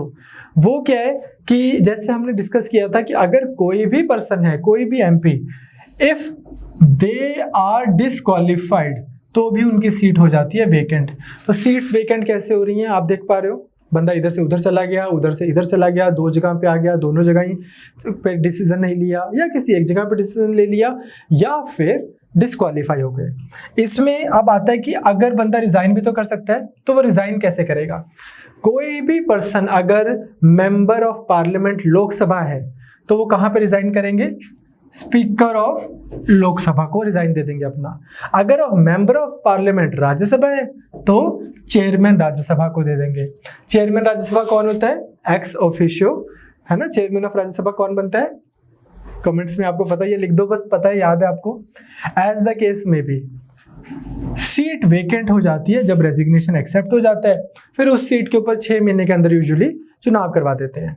इसमें आपने एक चीज और याद रखनी है, एक और तरीका है वैकेंसी क्रिएट होने का। वो क्या है, अगर कोई भी एमपी है, एनी एमपी, उनके साथ में क्या होता है कि वो 60 डेज तक, 60 दिनों तक हाउस में नहीं जाते। उनकी छुट्टी लगी हुई है 60 कंटिन्यूअस डेज तक, तो उन्होंने छुट्टी मारी हुई है, तो भी उनको हाउस से वो करना, उनकी सीट वेकेंट हो सकती है। लेकिन इन 60 दिनों में वो दिन काउंट नहीं होते जब लगातार 4 दिनों तक छुट्टी होती है। मतलब क्या है इसका, वैसे तो हम अभी सेशंस करेंगे तो आपको समझ आ जाएगा। मान लो ये हाउस है, ठीक है, ये हाउस बैठा 2 महीने के लिए, इसके बाद 6 महीने की छुट्टी है, फिर ये हाउस बैठा 2 महीने के लिए, इस तरह से चली जा रहा है आपका हाउस सेशन। इसको हम सेशन बोलते हैं, इसको हम रिसेस बोलते हैं। तो यहाँ पे क्या हुआ कि अगर साहब 1 दिन के लिए आ गए, अब ये 6 महीने की छुट्टी है, इसको काउंट नहीं करेंगे। अब मान लो यहाँ पे 40 दिन हो गए, आखिरी दिन यहाँ पे आए थे, अब यहाँ पे 40 दिन हो गए लेकिन ये आए नहीं, तो कोई चक्कर नहीं है, ये 6 महीने नहीं काउंट होंगे, ये वाले 40 दिन काउंट होंगे। अब इन 60 दिनों के अंदर, अगले 20 दिनों के अंदर, अज्यूमिंग कि ये सेशन 60 दिन चला, इन 20 दिनों में वो किसी भी एक दिन आ जाएंगे तो उनका वो 60 डेज वाला साइकिल ब्रेक हो जाता है। ठीक है। तो here it comes, a house can declare a seat vacant अगर क्या हो रहा है, मेंबर मिसिंग है for a period of 60 days without its permission. ये विदाउट इट्स परमिशन है, परमिशन लेने के बाद बात अलग है। और इन 60 डेज को कंप्यूट करने के लिए any period during which house was prorogued और adjourned for more than 4 consecutive days, उनको काउंट नहीं करेंगे। तो ये मैंने थोड़ा सा सिंप्लीफाई करके आपको बताया, और भी केसेस बन सकते हैं। नाउ नेक्स्ट हमारे पास आता है ओथ एंड अफर्मेशन। ओथ जो है हमारे एमपीज, उनको कौन खिलाते हैं? Every member of either house has to make and subscribe to an oath before the president or some person appointed by him, usually it is the president। अब मान लो कोई बंदा एमपी बना नहीं, मतलब एमपी नहीं है, ये बस प्योरली थ्योरेटिकल प्लेन पे है, एमपी नहीं बने और उन्होंने ओथ भी खा ली जबरदस्ती ऐसे ही, और हाउस में भी बैठ गए और कोई उन्होंने काम भी कर दिया, किसी लेजिस्लेशन पे अपने साइन भी कर दिए कि हाँ चलो मैं एमपी हूँ। क्या होएगा? 500 रुपये की पेनल्टी है for wrongfully taking part in the proceedings of the house. पर जो उन्होंने प्रोसीडिंग में अपनी एक्ट किया होता है वो उसको वैलिड माना जाता है, इसके कोई सिग्निफिकेंस नहीं है। The way real life works, इसकी सिग्निफिकेंस नहीं है, बस ये आपको बता रहे हैं कि 500 रुपये की पेनल्टी है अगर आप किसी तरह इम्पोस्टर बन के wrongfully you take a part in the proceedings of the house. Next आता है हमारे पास सैलरीज एंड अलाउंसेस। इसमें ना बहुत लोगों ने ऐसे सवाल भी पूछे हैं, राष्ट्रपति की कितनी सैलरी होती है, प्रधानमंत्री की कितनी होती है। इस क्लास के बाहर रखते हैं, एमसीक्यूज में कर लेंगे। जब मैं आपको जैसे आज अनाउंस किया ना मॉर्निंग में ट्रिविया करेंगे, ये सब ट्रिवियल फैक्ट्स हैं, ये ट्रिविया में ही जचेंगे। यहाँ पे बस आप कॉन्सेप्चुअल क्लैरिटी अपनी देख लो, थोड़ी सी कवरेज देख लो, वहां पे सारे फैक्ट्स को बस रट्टे लगा देंगे। याद भी एमसीक्यूज के थ्रू ही रहता है। मैं यहाँ पे ना 100 बार कोई फैक्ट बोल दूं, आपको नहीं याद रहेगा। जिस दिन मैंने एक एमसीक्यू दे दिया ना कि राज तरंगनी किसने लिखी थी, कलना, बाण भट्ट, ठीक है, कोई भी और कालिदास, और ऐसे पर्सन भी किसी का नाम दे दिया, जिस दिन ये एमसीक्यू करोगे ना उस दिन पता लगेगा कि राज तरंगनी और कलहना का कोई संबंध है कि नहीं है। ऐसे रट्टे लगाने से बात नहीं बनती। एमसीक्यू से ऊपर कुछ नहीं है, वो हम आपको अलग सीरीज में कराएंगे। वहीं पे मैं आपको सैलरीज करा दी, ये पंजाब के भी जितने क्वेश्चंस बनते हैं, अब हर एक चीज़ पे एक पंजाब का क्वेश्चन भी तो बनता है, पंजाब के एमएलए की सैलरी कितनी है, ऐसे कुछ भी बना लो, वो सारे के सारे एमसीक्यूज में करेंगे। Now next thing is salary and allowances. उसमें क्या है, दोनों मेंबर ऑफ हाउसेस की जो सैलरीज है, उनके जो एंटाइटलमेंट्स हैं, उनके जैसे जाते हैं जब भी ये दिल्ली में, तो इनके आने जाने का, पेट्रोल का खर्चा, ये सब मिलता है इनको। तो ये सारी जो इनकी एंटाइटलमेंट्स हैं, इसको कौन डिसाइड करता है? पार्लियामेंट। पार्लियामेंट डिसाइड करता है। सेकंड शेड्यूल में मेरे हिसाब से ये नहीं दी हुई, not mentioned in the second schedule, ये पार्लियामेंट डिसाइड करता है। नेक्स्ट थिंग जो आती है वो क्या है? स्पीकर और चेयरमैन राज्यसभा। अब ये देखो, लोकसभा एंड राज्यसभा, एमपीज की बात अलग है, स्पीकर एंड चेयरमैन, इनकी भी सैलरीज एंड अलाउंसेस कौन डिसाइड करता है? Parliament, but they are specified in the second schedule and they are charge on the consolidated fund of India. आज की क्लास में हम इस विषय को नहीं छेड़ेंगे कि चार्ज अपॉन क्या होता है। कल की क्लास में मैं आपको बजट जब कराऊंगा तो उसमें आप देखेंगे कि चार्ज अपॉन क्या होता है और मेड फ्रॉम एक्सपेंडिचर में क्या फ़र्क है। इससे आपको क्लियर होएगा कि सरकारें क्यों गिरती हैं अगर बजट पास ना हो या मनी बिल पास ना हो। ये बड़ा इजी टॉपिक है, इंटरेस्टिंग है, और इसकी अंडरस्टैंडिंग होनी भी ज़रूरी है आपको। इससे आपको बहुत क्लैरिटी मिलेगी मनी बिल्स वगैरह की। ये जब हम बजट करेंगे तब करेंगे कल की क्लास में। बट इन एनी केस अभी के लिए आपको पता हो कि स्पीकर जो है लोकसभा या चेयरमैन राज्यसभा, इनकी तो सैलरी जो है वो स्पेसिफाइड है सेकंड शेड्यूल में, बट एमपीज की not mentioned in the second schedule. Next हमारे पास आता है speaker Lok Sabha as the office, as the institution. Very simple topic. कभी भी कोई भी सभा बैठेगी, कोई भी for that matter, even school की क्लास भी होती है, उसमें भी आपको कोई बंदा तो उसके ऊपर बैठा होना चाहिए जो उसको काइंड ऑफ डिसिप्लिन बना के रखे वहाँ पे सभा में। In order to have any business, in order to have कोई भी काम आपने अगर करना है तो आपको एक बंदा चाहिए जो उसको ऑर्गेनाइज तरीके से मीटिंग करवा ले, ऑर्गेनाइज तरीके से मीटिंग करवा ले, डिसिप्लिन बना के रखे, things are taking place in the structured manner. ये सारी चीज़ें जो है एक कायदे कानून से चीज़ें हो रही हैं, इसके लिए आपको मीटिंग के ऊपर एक बंदा चाहिए होता है। ये है स्पीकर। ये स्पीकर है तो इसका मतलब ये क्लास मॉनिटर हो गए, ये प्रिंसिपल नहीं हो गए स्कूल के, वो तो प्राइम मिनिस्टर ही है। अब प्राइम मिनिस्टर ही सबसे ऊपर है, अगर जैसे मैंने आपको पुरानी क्लास में बताया head of the government, speaker भी उन्हीं ने चुन के भेजा है, स्पीकर को भी मैक्सिमम इंस्ट्रक्शंस वहीं से आनी है। और अगर स्पीकर उनके हिसाब से नहीं चलेंगे तो स्पीकर को हटा देना उन्होंने, क्या प्रॉब्लम है? स्पीकर को तो बिल्कुल ही इजीली हटाना है, प्रेसिडेंट को तो फिर थोड़ा मुश्किल है हटाना, स्पीकर को तो बहुत आसान है हटाना। हमारी कंट्री में स्पीकर को लेके बहुत सारे इश्यूज एग्जिस्ट करते हैं जो मैं आपको मेंस में कराऊंगा। स्पीकर का जो इशू है जिसपे सब्जेक्टिव क्वेश्चन आ सकते हैं वो किसी बुक्स में ना जनरली दिया नहीं हुआ, जो भी आप बुक्स पढ़ रहे हो, इवन डी बासु बुक में भी नहीं दिया हुआ, सुभाष कश्यप जी वाली बुक्स में भी नहीं दिया हुआ, क्योंकि ना ये सारी किताबें संविधान के लिए लिखी हुई हैं। GS2 में ना सिलेबस बहुत लंबा चौड़ा किया हुआ है। तो इस तरह से ना स्पीकर की न्यूट्रलिटी के ऊपर क्या पॉसिबल ऑप्शंस हैं, आपको ना थोड़ा अमेरिका और ब्रिटेन उन सब के आइडियाज से अंडरस्टैंड करके एक अच्छा सा आंसर 150 वर्ड्स का कैसे लिख के आना है वो हम आपको मेंस में करा देंगे। उसके बाहर पार्लियामेंट में कुछ हमने 15-20 क्वेश्चंस बना रखे हैं, उसके बाहर ना क्या होता है कि आपको कोई भी सवाल आ जाए पार्लियामेंट से, उन 15-20 क्वेश्चंस की अंडरस्टैंडिंग से आप पार्लियामेंट का सारा क्वेश्चन कर लोगे। अभी के लिए हम सिर्फ कुछ फैक्ट्स देख लेते हैं। सबसे पहली चीज क्या है, ये देखो भाई, स्पीकर है कौन आपको पता लग गया कि ये हमारा हाउस है, ये उसके ऊपर प्रिजाइडिंग ऑफिसर, सिंपल। अब इसके अंदर क्या हो रहा है, कोई भी विनिंग पार्टी यही करेगी कि यार जो मॉनिटर है वो उनका बने ताकि सिस्टम उनके हिसाब से चले। तो स्पीकर को कौन इलेक्ट करता है? लोकसभा इलेक्ट करती है अपने ही मेंबर से। जैसे ही होता क्या है कि मान लो आज चुनाव घोषित हुए, 3 महीने चुनाव चलते रहे, फिर रिजल्ट आया और ये फर्स्ट मीटिंग है आज।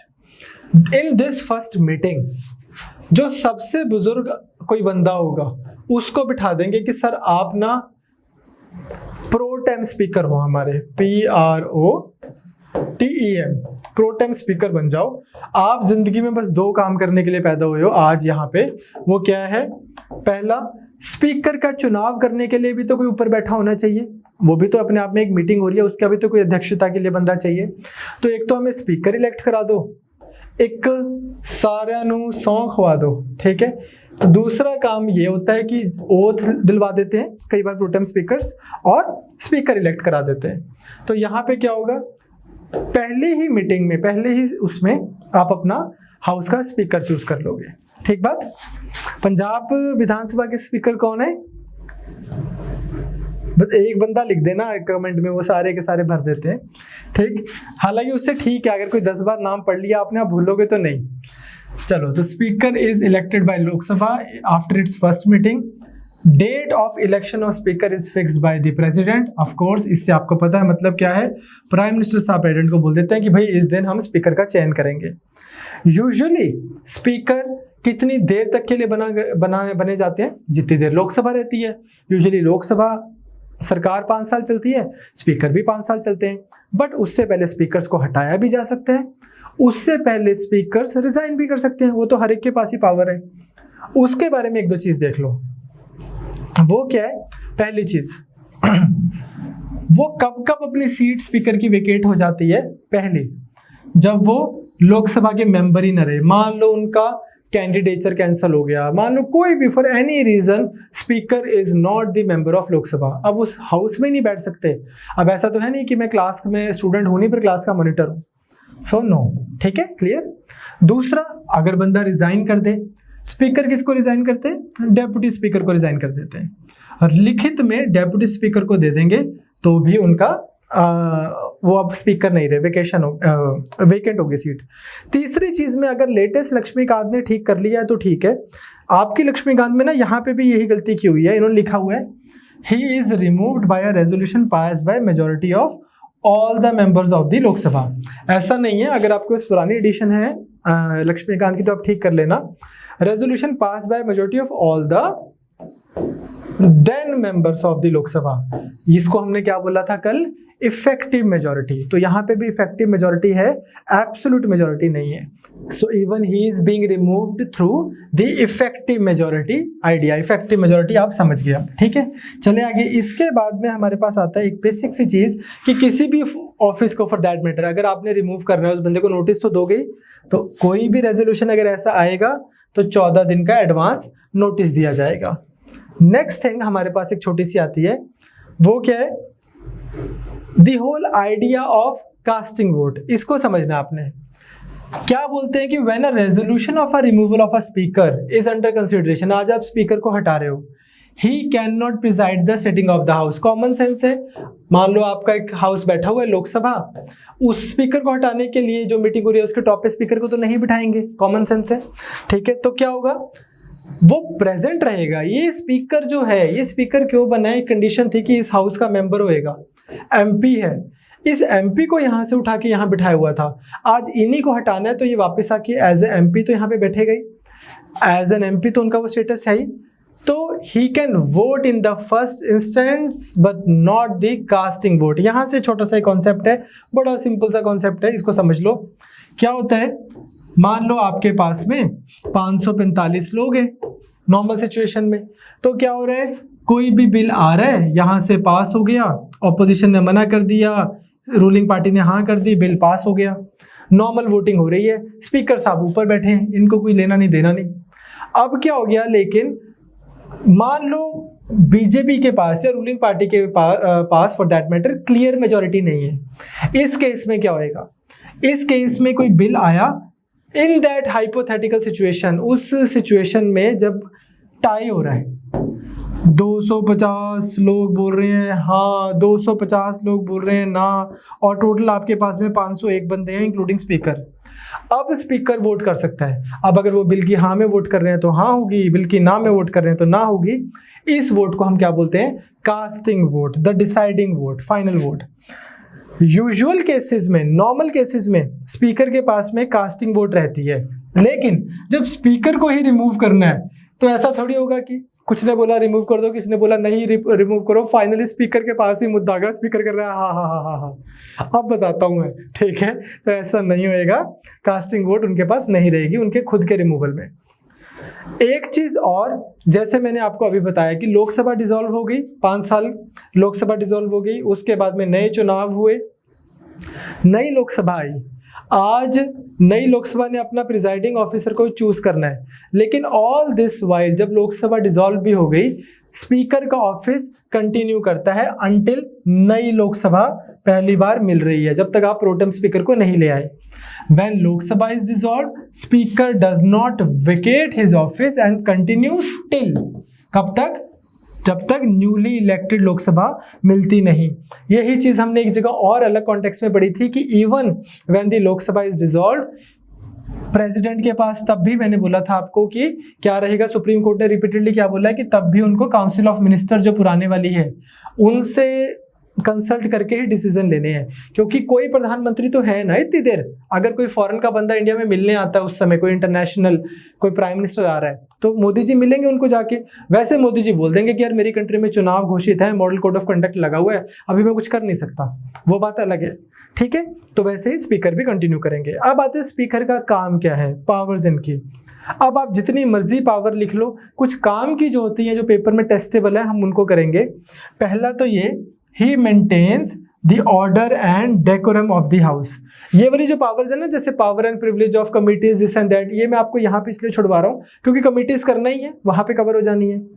ही मेंटेन्स ऑर्डर एंड डेकोरम, सब लोग अच्छे से सभ्य तरीके से बर्ताव करें। सारे ऑफिस जो है ना, वो जो आप बैठ जाइए, जैसे कल पॉप से भी बोल रहा था, कौन बोल रहा था कि बैठ जाइए, वो जो करना है वो सब स्पीकर ने करना है। होता क्या है ना यार, जब आपको बड़े बड़े लोगों को डिसिप्लिन करना है, बड़े बड़े लोगों से डेकोरम मेंटेन कराना है, तो आप ऐसे तो कर नहीं सकते ना कि बैजा तेनू पता मैंने गुस्सा चढ़ी जाता, फिर मेरे गुस्से का पता तेनू, आप ये थोड़ी बोलोगे। आप विनम्रता से ही एक एज के बाद में अगर हाई लेवल के एमपीज को डिसिप्लिन तरीके से एक्ट करवाना है तो आपको शालीनता से ही करना पड़ता है, ठीक। अदरवाइज हमारे एमपीज मैक्सिमम वैसे ही शालीन है, कोई दिक्कत होती नहीं है। कभी कभार गमले गुमले उठा के मार देते हैं एक दूसरे के ऊपर, पर वो तो फिर किसी से भी हो जाता है। नेक्स्ट एक बहुत इंपॉर्टेंट आता है आपके पास में, ये आपके एज इट इज प्रीलिम्स में आ सकता है। स्पीकर की रिस्पॉन्सिबिलिटी है या उनकी पावर है कि बिल जब पास हो रहा है, कोई भी बिल पास हो रहा है या कोई भी हाउस में डिस्कशन चल रही है, तो कम से कम उतने लोग तो डिस्कशन कर रहे हो जो एक लोकतंत्र को शोभा देता हो। ये सब लोग यहाँ पे क्यों बैठे हैं? क्योंकि लोगों ने भेजा इनको। अब एक दिन ऐसा हो जाए कि सिर्फ एक एमपी बैठे हैं और वो बोले लाओ जी आज मैं ही सिंपल मेजोरिटी, मैं ही स्पेशल मेजोरिटी, मैं ही रेटिफिकेशन ऑफ द स्टेट, एक बिल आया उसने साइन कर दिया खुद ही बिल लाके और आगे भेज दिया। तो ऐसे ही मजाक में बोल रहा हूँ। तो इसलिए कोई कोरम तो होना चाहिए। कोरम का मतलब है एक मिनिमम नंबर ऑफ उतने लोग जितने अगर बैठे हैं तो हम बोलेंगे कि क्लास चलेगी, हाउस चलेगा। लेक्चर्स में भी ऐसा ही होता है, हम पढ़ा रहे हैं, क्लास में 2 बच्चे आए मान लो, हमने पूरा सिलेबस करा दिया, बाकियों का मिस हो गया, तो दैट कोरम। कोरम का पंजाबी वर्ड आप देख लेना, मतलब नॉर्मल किया कि मिनिमम 19 बंदे, जिन्ने बंदे इन्नी शोभा देन भी असी काम करिए, नहीं तो उस तो घट बंदे ने तो फिर असी स्थगित ही कर देनी है सारी मीटिंग भी। अरे अज तो मंडीर इकट्ठी नहीं हुई, फायदा नहीं कोई, ठीक है। So he adjourns the house और suspends the meeting in the absence of the quorum. Quorum कितना है? Quorum to constitute a meeting of the house is 1/10 of the total strength of the house. अगर 545 में से 55 लोग बैठे हैं, 55 बंदे आए हुए हैं, तो काम चलेगा। इससे भी कम है फिर नहीं बिल पास होने, ठीक। Next, he does not vote in the first instance. Like मैंने बोला हाउस अपना काम कर ही जा रहा है, स्पीकर साहब ऊपर बैठे हैं, सिर्फ जब टाई होगी तब उनके पास कास्टिंग वोट रहेगा। लेकिन ये कास्टिंग वोट कब नहीं होगा? जब इन्हीं को हम रिमूव कर रहे हैं। और हम जॉइंट सिटिंग करेंगे आगे जाके, जब मैं आपको ना बिल्स बताऊंगा, ordinary bill, money bill, finance bill, constitutional bill. तो जब हम देखेंगे कि ऑर्डिनरी बिल्स हमारे पास आते हैं जब बहुत सारे, अगर एक हाउस बोल दे कि हाँ ये बिल को लेके उनकी सहमति है, पास करो, दूसरा हाउस ना कर दे, अब क्या होएगा? कभी भी 2 लोगों की आपस में नहीं बन रही, क्या सोल्यूशन है? जॉइंट, दोनों को जॉइंट मीटिंग करा दो। तो क्या होएगा? उस जॉइंट मीटिंग के ऊपर स्पीकर जी प्रिसाइड करते हैं, ही प्रिसाइड्स, नॉट चेयरमैन राज्यसभा। विधानसभा वाले बंदे को नहीं बिठा रहे हो आप, स्पीकर लोकसभा, ठीक है, क्लियर। नेक्स्ट, ये भी पॉइंट अभी हम एक बार पढ़ लेते हैं, आपको 110 आर्टिकल जब कराऊंगा तो आपको डिटेल में कराएंगे। कोई बिल मनी बिल है कि नहीं है, जिसको पंजाबी च मैनू सुभाष जी ने दस्या धन बिल कहते हैं, तो कोई भी बिल मनी बिल है कि नहीं है, ये कौन डिसाइड करता है? स्पीकर। इनका डिसीजन फाइनल रहता है। इसको लेके भी सुप्रीम कोर्ट की एक जजमेंट आई है, जिससे आप इस स्टेटमेंट के ऊपर क्वेश्चन उठा सकते हो, बट वो स्टेट उस सुप्रीम कोर्ट की जजमेंट के चक्कर में नहीं हम पढ़ेंगे, क्योंकि कई बार क्या होता है ज्यादा पढ़ने से, ज्यादा स्टडी करने से हमारे क्वेश्चंस गलत हो जाते हैं। वो एक अलग कॉन्टेक्स्ट में है सुप्रीम कोर्ट की जजमेंट। अगर किसी ने पढ़ रखी है, अगर किसी ने नहीं पढ़ रखी तो मैं नाम भी नहीं ले रहा यहाँ पे, ये स्टेटमेंट आएगी कि he decides whether a bill is a money bill और not and his decision on this question is final. Tick कर देना यस, ठीक है। ये नहीं वो घुमाना, दिमाग नहीं घुमाना कि यार अभी लेकिन सुप्रीम कोर्ट ने ऐसा किया था या वैसा किया था, टेंशन नहीं लेनी, वो मेंस में मैं आपको बता दूंगा।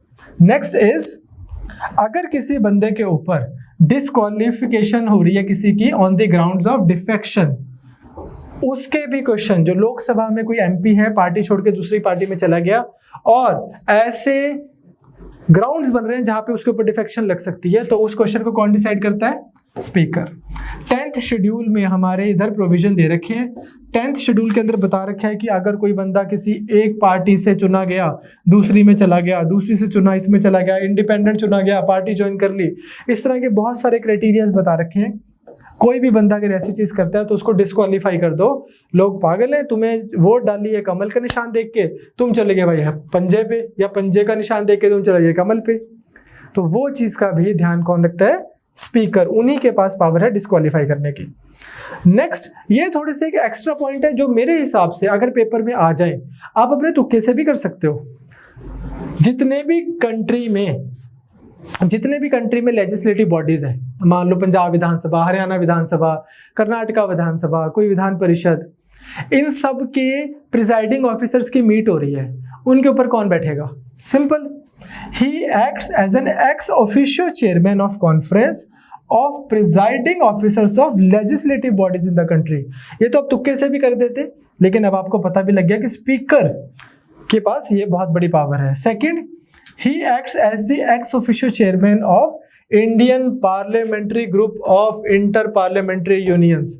बस ये एक याद कर लो कि यार कोई भी अगर ऐसी बॉडीज की मीट होगी, लेजिस्लेटिव बॉडीज की मीट होगी, तो उनका ऊपर चेयरमैन होंगे स्पीकर साहब। नेक्स्ट हमारे पास आता है इंडिपेंडेंस एंड इम्पार्शियलिटी। हमारे स्पीकर साहब एक रीजनेबल अमाउंट ऑफ इंडिपेंडेंस के साथ काम कर सके, इस वजह से हमारे कॉन्स्टिट्यूशन में कुछ प्रोविजंस ऐड किए गए हैं। What are those? पहला तो यही है, जैसे आपने देखा कि उनको हटाने के लिए क्या चाहिए आपको, मतलब यार अब जबरदस्ती क्या है, पर उनको हटाने के लिए ये नहीं है कि बस एक सिंपल सा ऑर्डर पास कर दिया, ऑल सेड एंड डन, फिर भी आपको इफेक्टिव मेजॉरिटी चाहिए। इफेक्टिव मेजॉरिटी मतलब जितने लोग हैं उनके जितने लोग बैठे हैं उनकी 50% +1 वैकेंसीज को निकाल के। तो कहने का मतलब ये है कि स्पीकर को ये पता होगा कि अच्छा यार सारी पार्टी चाहती है कि मैं हट जाऊं, तो थोड़ा सारी पार्टी चाहे किसी बंदे के विरोध में, सारी पार्टी किसी के अगेंस्ट हो जाए, थोड़ा मुश्किल होता है, ठीक। तो इसलिए एक मॉरल ऑब्लिगेशन रहती है स्पीकर को हटाने के लिए, थोड़ा सा ज़्यादा बड़ी मॉरल ऑब्लिगेशन है किसी भी पार्टी के लिए। सेकेंड थिंग जो आपने को करनी है वो क्या है, इनकी salaries and allowances they are charge on the consolidated fund of India. इसको ना हम डिस्कशन करेंगे अच्छे से बजट में। अभी आप ये समझ लो, किसी भी कॉन्स्टिट्यूशनल पोस्ट की या फॉर दैट मैटर किसी भी ऑफिसर की अगर salary is charge on the consolidated fund of India, इसका मतलब उसकी सैलरी कम नहीं की जा सकती। ऐसा नहीं है कि इसकी सैलरीज रोक दो, वोटिंग नहीं होगी कि इनको सैलरी दी जाए कि ना दी जाए, इस साल उनकी सैलरीज जाती ही जाती हैं। तो इससे क्या है, बंदे को सैलरी आ रही है, बंदे को पता है मेरे को तो मेरी तनख्वाह मिल रही है, मैं धड़ल्ले से काम करूं, मैं किसी का नौकर नहीं हूं, मैं भारत माता का नौकर हूं, ठीक। नेक्स्ट इज एक थोड़ा सा पॉइंट है कि he is given very high position in the order of precedence. इनका बहुत बड़े बड़े जो लोग हैं उनमें रैंक आता है 7th रैंक आता है along with CGI। Cabinet ministers से भी ऊपर आता है एक्सेप्ट प्राइम मिनिस्टर और डेप्यूटी मिनिस्टर के बाद। ये सारी चीज़ें हैं ना जो ये बस उसके स्टेटस की हैं। हालांकि इन चीज़ों से इंडिपेंडेंस कम होती है स्पीकर की, डिपेंडेंस ज़्यादा होती है। किसी भी बंदे को उठा के आप स्पीकर बना दो, उसको ये सारे स्टेटस दे दो। एक ना एक मूवी है ना फाइट क्लब, ब्रैड पिट की और एडवर्ड नॉर्टन की, उसमें एक डायलॉग है कि things you own end up owning you. जब बंदे when you have nothing to lose, आप तभी आज़ाद हो जब आपको ना किसी ने स्टेटस दे दिया, गाड़ी दे दी, रैंक दे दिया, पैसे दे दिए, घर दे दिए। अब आप काहे के इंडिपेंडेंट रह गए? अब क्या होएगा, अब तो वो आपको डिपेंडेंट हो गए, कभी भी जा सकता है अब ये सब कुछ। अब जिसने ये सब कुछ दिया है, जैसे जैसे वो बोल रहा है वैसे वैसे करना पड़ सकता है, ठीक। एक साइकोलॉजिकल डिपेंडेंस बन जाती है। ये जो पॉइंट है ना, इसमें हम डिटेल में डिस्कशन करेंगे मेंस में। वो क्या है, In Britain, speaker has to resign from his party and remain politically neutral.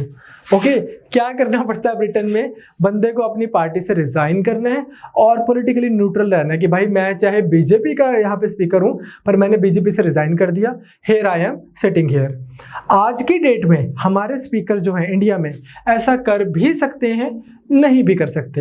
अगर कोई अपनी पॉलिटिकल पार्टी से रिजाइन दे के स्पीकर बन जाता है तो उनके ऊपर एंटी डिफेक्शन नहीं लगती कि यार लो भाई इसने रिजाइन कर दिया पार्टी से, और आपने बोला था जो बंदा पार्टी से चुनाव जीत के आएगा अगर वो पार्टी छोड़ेगा तो उसका कैंडिडेचर कैंसिल है। तो नो, यहाँ पे एक्सेप्शन है। कोई कर भी सकता है इस तरह से रिजाइन, ये दिखाने के लिए कि आज मैं इन पार्टी पॉलिटिक्स से ऊपर उठ गया। जब वो स्पीकर के पद से इस्तीफा दे दे या हट जाए, वापस जाके वो दोबारा अपनी पार्टी ज्वाइन करके वहां पे अपनी MP की सीट पे बैठ सकते हैं। ब्रिटेन में ये कंपल्सरीली होता है, हमारी कंट्री में नहीं होता। हेल्दी कन्वेंशन जो ये वाली है is not establish in India, जहां पे speaker does not have to resign, doesn't necessarily he has to resign, he may resign, he may not resign.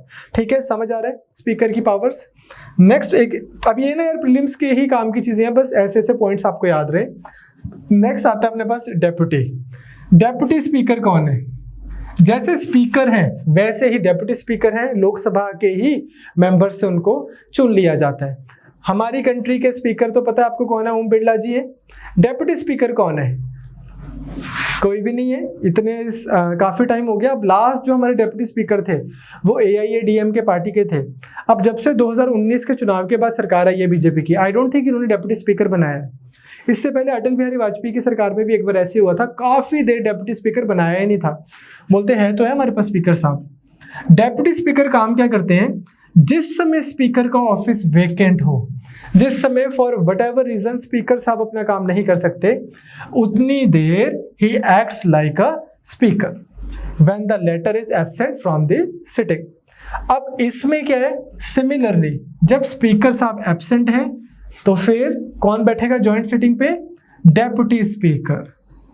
जब भी दो हाउसेस की वो हो रही है, सिटिंग हो रही है, तो डेप्यूटी स्पीकर जॉइंट सिटिंग पे बैठेगा स्पीकर, अगर वो नहीं है तो डेप्यूटी स्पीकर। इससे आपने एक चीज नोट कर ली कि ऐसा नहीं कि स्पीकर बैठेंगे, ये नहीं है तो चेयरमैन राज्यसभा बैठ जाएंगे, नो।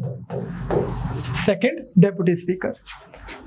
डेप्यूटी स्पीकर के बारे में एक और चीज आपको पता हो, वो क्या है कि डेप्यूटी स्पीकर जब वो बैठे हैं, ही can not vote in the first instance, जैसे स्पीकर नहीं कर सकते थे, but he can only exercise a casting vote. Speaker और डेप्यूटी स्पीकर में कुछ खास फर्क नहीं है। इनके पास में भी फर्स्ट स्टेज पे वोटिंग राइट नहीं था, उनके पास में भी नहीं है। उनके पास में भी कास्टिंग वोट थी, इनके पास में भी कास्टिंग वोट है। वो भी अपने रिमूवल के टाइम पे कास्टिंग वोट नहीं एक्सरसाइज कर सकते थे, ये भी नहीं कर सकते, ठीक। तो इवन जो ये है, ये भी कास्टिंग वोट नहीं एक्सरसाइज कर सकते। लेकिन जब स्पीकर प्रेजेंट है हाउस में, तब डेप्यूटी स्पीकर एक आम बंदे की तरह, एक आम एमपी की तरह, ऑर्डिनरी मेंबर की तरह हाउस में बैठेंगे। पहले क्या होता था, शुरू में 10वीं लोकसभा तक जो पार्टी जीती उसने अपना स्पीकर बना दिया, उसी ने अपना डेप्यूटी स्पीकर बना दिया। उसके बाद धीरे धीरे कन्वेंशन चेंज की गई। स्पीकर तो अभी भी रूलिंग पार्टी अपना ही बनाती है, डेप्यूटी स्पीकर ऑपोजिशन से किसी को बना देते थे। अभी पिछले साल शिवसेना ने बहुत लड़ाई की कि हमें कम से कम डेप्यूटी स्पीकर की पोस्ट दो अब, ठीक है, अब हम ऑपोजिशन में हैं। लेकिन हुआ क्या है, अभी डेप्यूटी स्पीकर की पोस्ट की खाली ही पड़ी है। ये मेरी अंडरस्टैंडिंग है, could be wrong here, I don't think we have a deputy speaker. तो अप टू 10th लोकसभा दोनों रूलिंग पार्टी से आते थे, अब क्या हो गया, deputy speaker from the main opposition party. Now speaker और डेप्यूटी स्पीकर जब आप बन रहे हो, आप ऑलरेडी एमपी की कसम खा चुके हो। आप कोई आज अलग कोई मिनिस्टर नहीं बन रहे हो, आप प्रेसिडेंट नहीं बन रहे हो, वाइस प्रेसिडेंट नहीं बन रहे हो।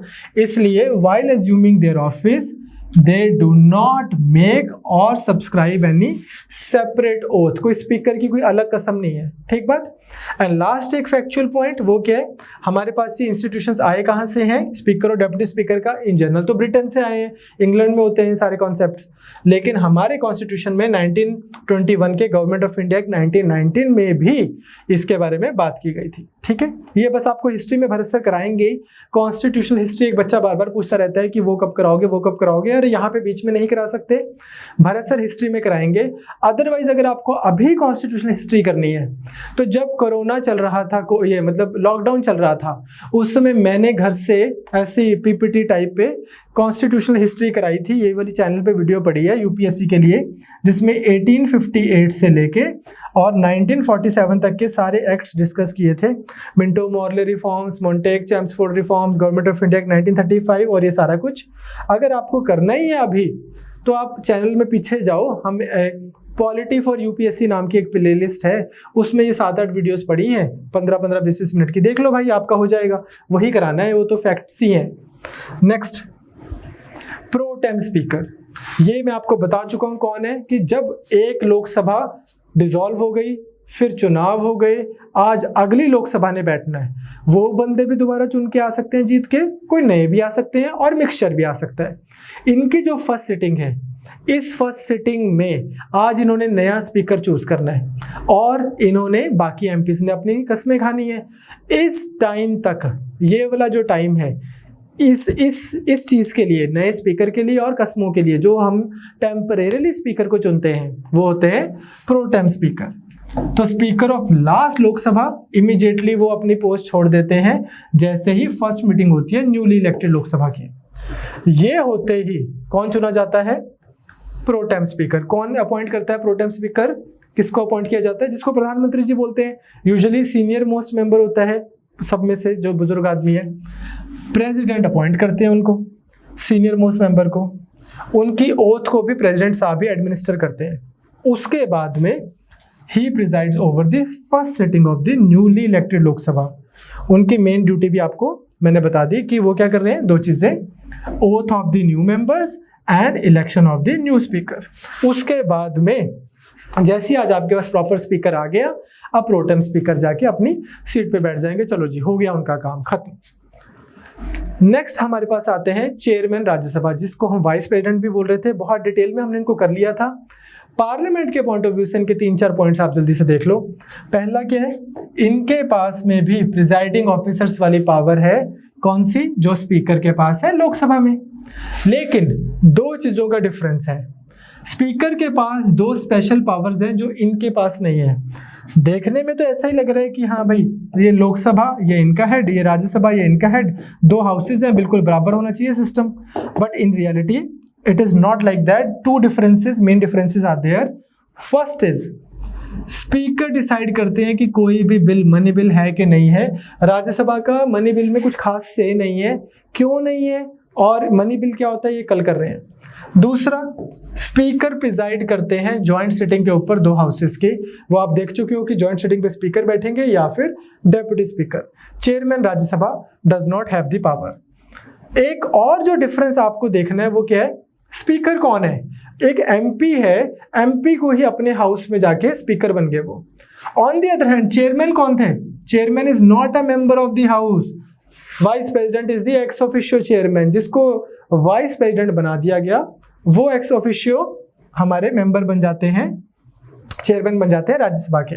बट चेयरमैन ऑल्सो कैन, जैसे स्पीकर के साथ में वैसे इधर है, स्पीकर पहले वोट नहीं कर सकते फर्स्ट इंस्टेंस पे। चेयरमैन साहब भी कभी राज्यसभा में कोई बिल पास हो रहा है फर्स्ट इंस्टेंस पे वोट नहीं कर सकते। But he too can cast a vote in case of equality of votes. अगर क्लैश हो गया है, छोटे होते ट्रम्प कार्ड खेलते थे ना ऐसे, बाइसेप्स फॉर ट्रू क्लैश, ठीक है, वैसे अगर क्लैश हो गया तो फिर चेयरमैन अब वोट डाल सकते हैं। Vice president can neither preside nor vote in a first instance over the sitting of Rajya Sabha when a resolution for his removal is under consideration। ये पॉइंट तो हमें याद करने की भी जरूरत नहीं है, इतनी कॉमन सेंस है कि कोई भी बंदे को अगर रिमूव करना है, उसकी प्रोसीडिंग चल रही है तो उनको थोड़ी ऊपर बिठा देंगे हम। ये कैटेगोरिकली क्लियर रखने के लिए चीजें लिखा गया है पेपर में। अगर ये आएगा तो फ्री के नंबर है, ये तो कॉमन सेंस से करोगे आप। नेक्स्ट इसमें आता है हमारे पास में deputy chairman of Rajya Sabha. Deputy chairman कौन है हमारे? शायद हरिवंश राय करके ऐसे एक पर्सन है जनता दल यूनाइटेड के, if I am not wrong, वो हमारे डेप्यूटी चेयरमैन है राज्यसभा में। ये कैसे चुने जाते हैं? राज्यसभा बैठती है, अपने ही बंदों में से जिसको भी चुनना है, जो जीत जाता है चुनाव, वो डेप्यूटी चेयरमैन बन जाता है। Chairman elected by Rajya Sabha among its members. ये कैसे कैसे अपना ऑफिस वेकेट कर सकते हैं, वैकेंसी कैसे आ सकती है? पहला, अगर बंदा राज्यसभा का मेंबर ही ना रहे, आप उस हाउस के मेंबर ही नहीं हो, तो फिर आप उसके डेप्यूटी चेयरमैन भी कहां से हुए? दूसरा, जिस तरह चेयरमैन किसको रिजाइन कर रहा था, वैसे इनका भी वही प्रोसेस है। वो इसको रिजाइन कर सकता है, वो उसको रिजाइन कर सकते हैं। He resigns by writing to the chairman. He can also be remove just like chairman, just like Speaker Lok Sabha. He can also be removed by a resolution passed by a majority of all the then members of Rajya Sabha. तो इसका मतलब क्या बना? कौन सी majority चाहिए? Yep, that one. ठीक है, तो such a resolution can be moved only after giving 14 days advance notice. Okay, तो that much is sufficient. तो इतने में हो जाता है हमारा डेप्यूटी चेयरमैन। नेक्स्ट हम चलते हैं, 2 चीजें देख लें। पहला है सेक्रेटेरिएट ऑफ पार्लियामेंट। ये क्या होता है? हर एक हाउस की अपनी एक सेक्रेटेरिएट होती है, एक ऑफिशियल एडमिनिस्ट्रेटिव, जिसको बोलते हैं ना कि बिल्डिंग है या ऑफिस है या स्टाफ मिला हुआ है। जैसे वो तो विधानसभाओं को भी मिलता है, दोनों हाउसेस का है, और कॉमन भी हो सकता है, कोई कुछ पोस्ट ऐसी भी हो सकती हैं जो दोनों को लेके कॉमन है। तो है क्या? Each house has separate secretariat staff headed by secretary general, though there can be some post common to both the houses। और उन सब की उस सेक्रेटेरिएट में क्या बोलते हैं? सेक्रेटेरिएट को हिंदी में कार्यालय जो होता है ना, यहाँ पे ऐसे 9 सेक्टर में भी बना हुआ है एक सेक्रेटेरिएट, नहीं इधर चंडीगढ़ में, आई don't remember the sector.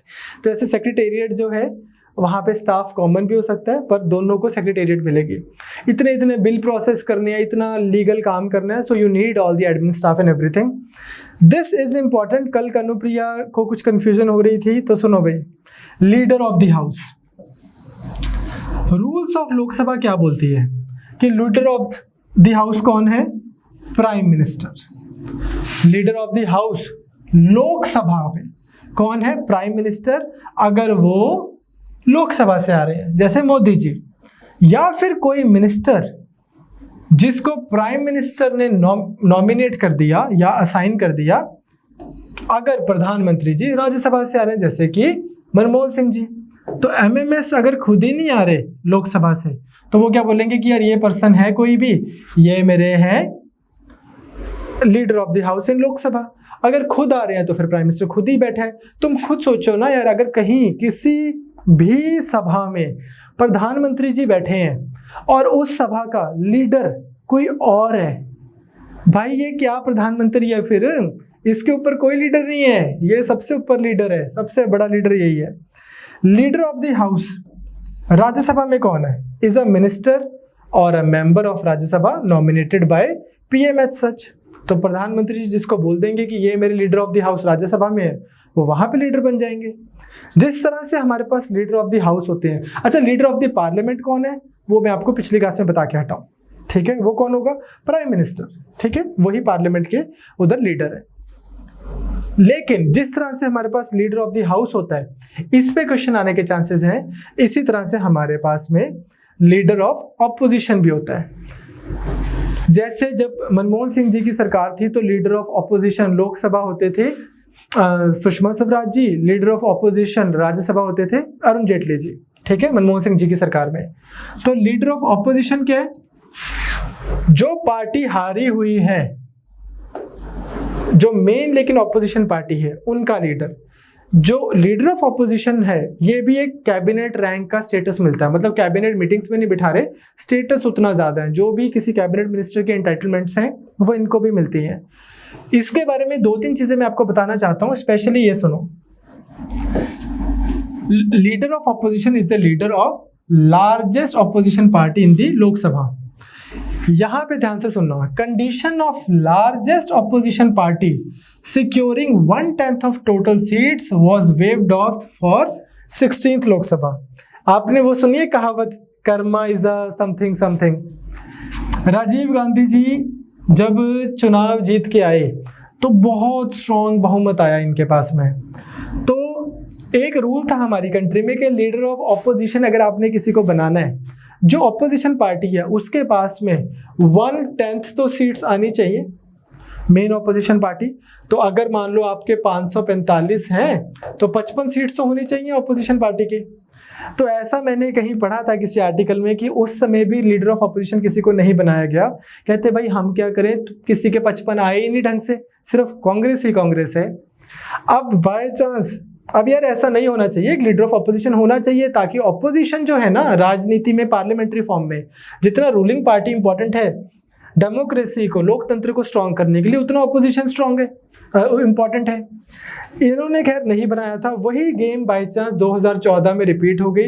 Modi ji की सरकार तो आई, बहुत सारे लोग और भी जीते। कांग्रेस के कितने को आए, जितने का आपके सीसेट में सवाल ठीक हो रहे हैं, 44 बंदे आए थे।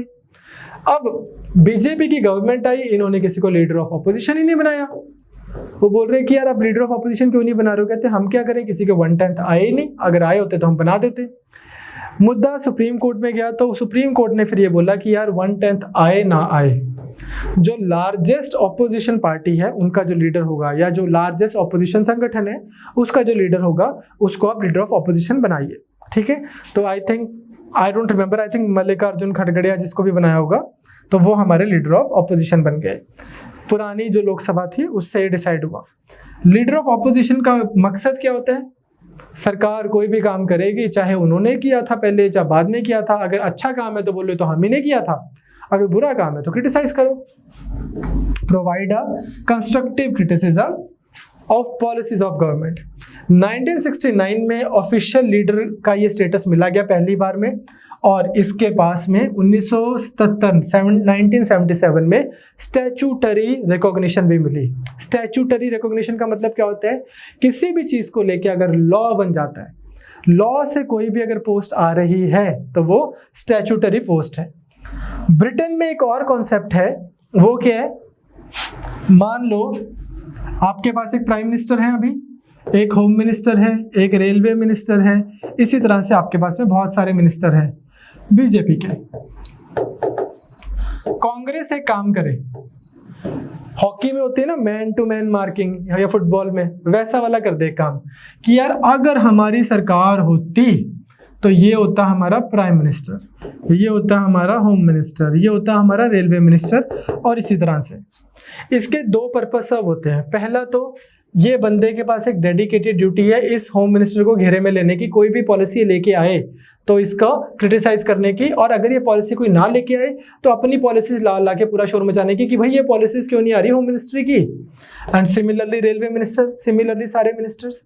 तो पहला तो ये है कि एक स्ट्रॉन्ग ऑपोजिशन होता है इससे। दूसरा, उम्मीद पे दुनिया कायम है, इनको लग रहा है कि यार कल को हमारे भी अच्छे दिन आएंगे।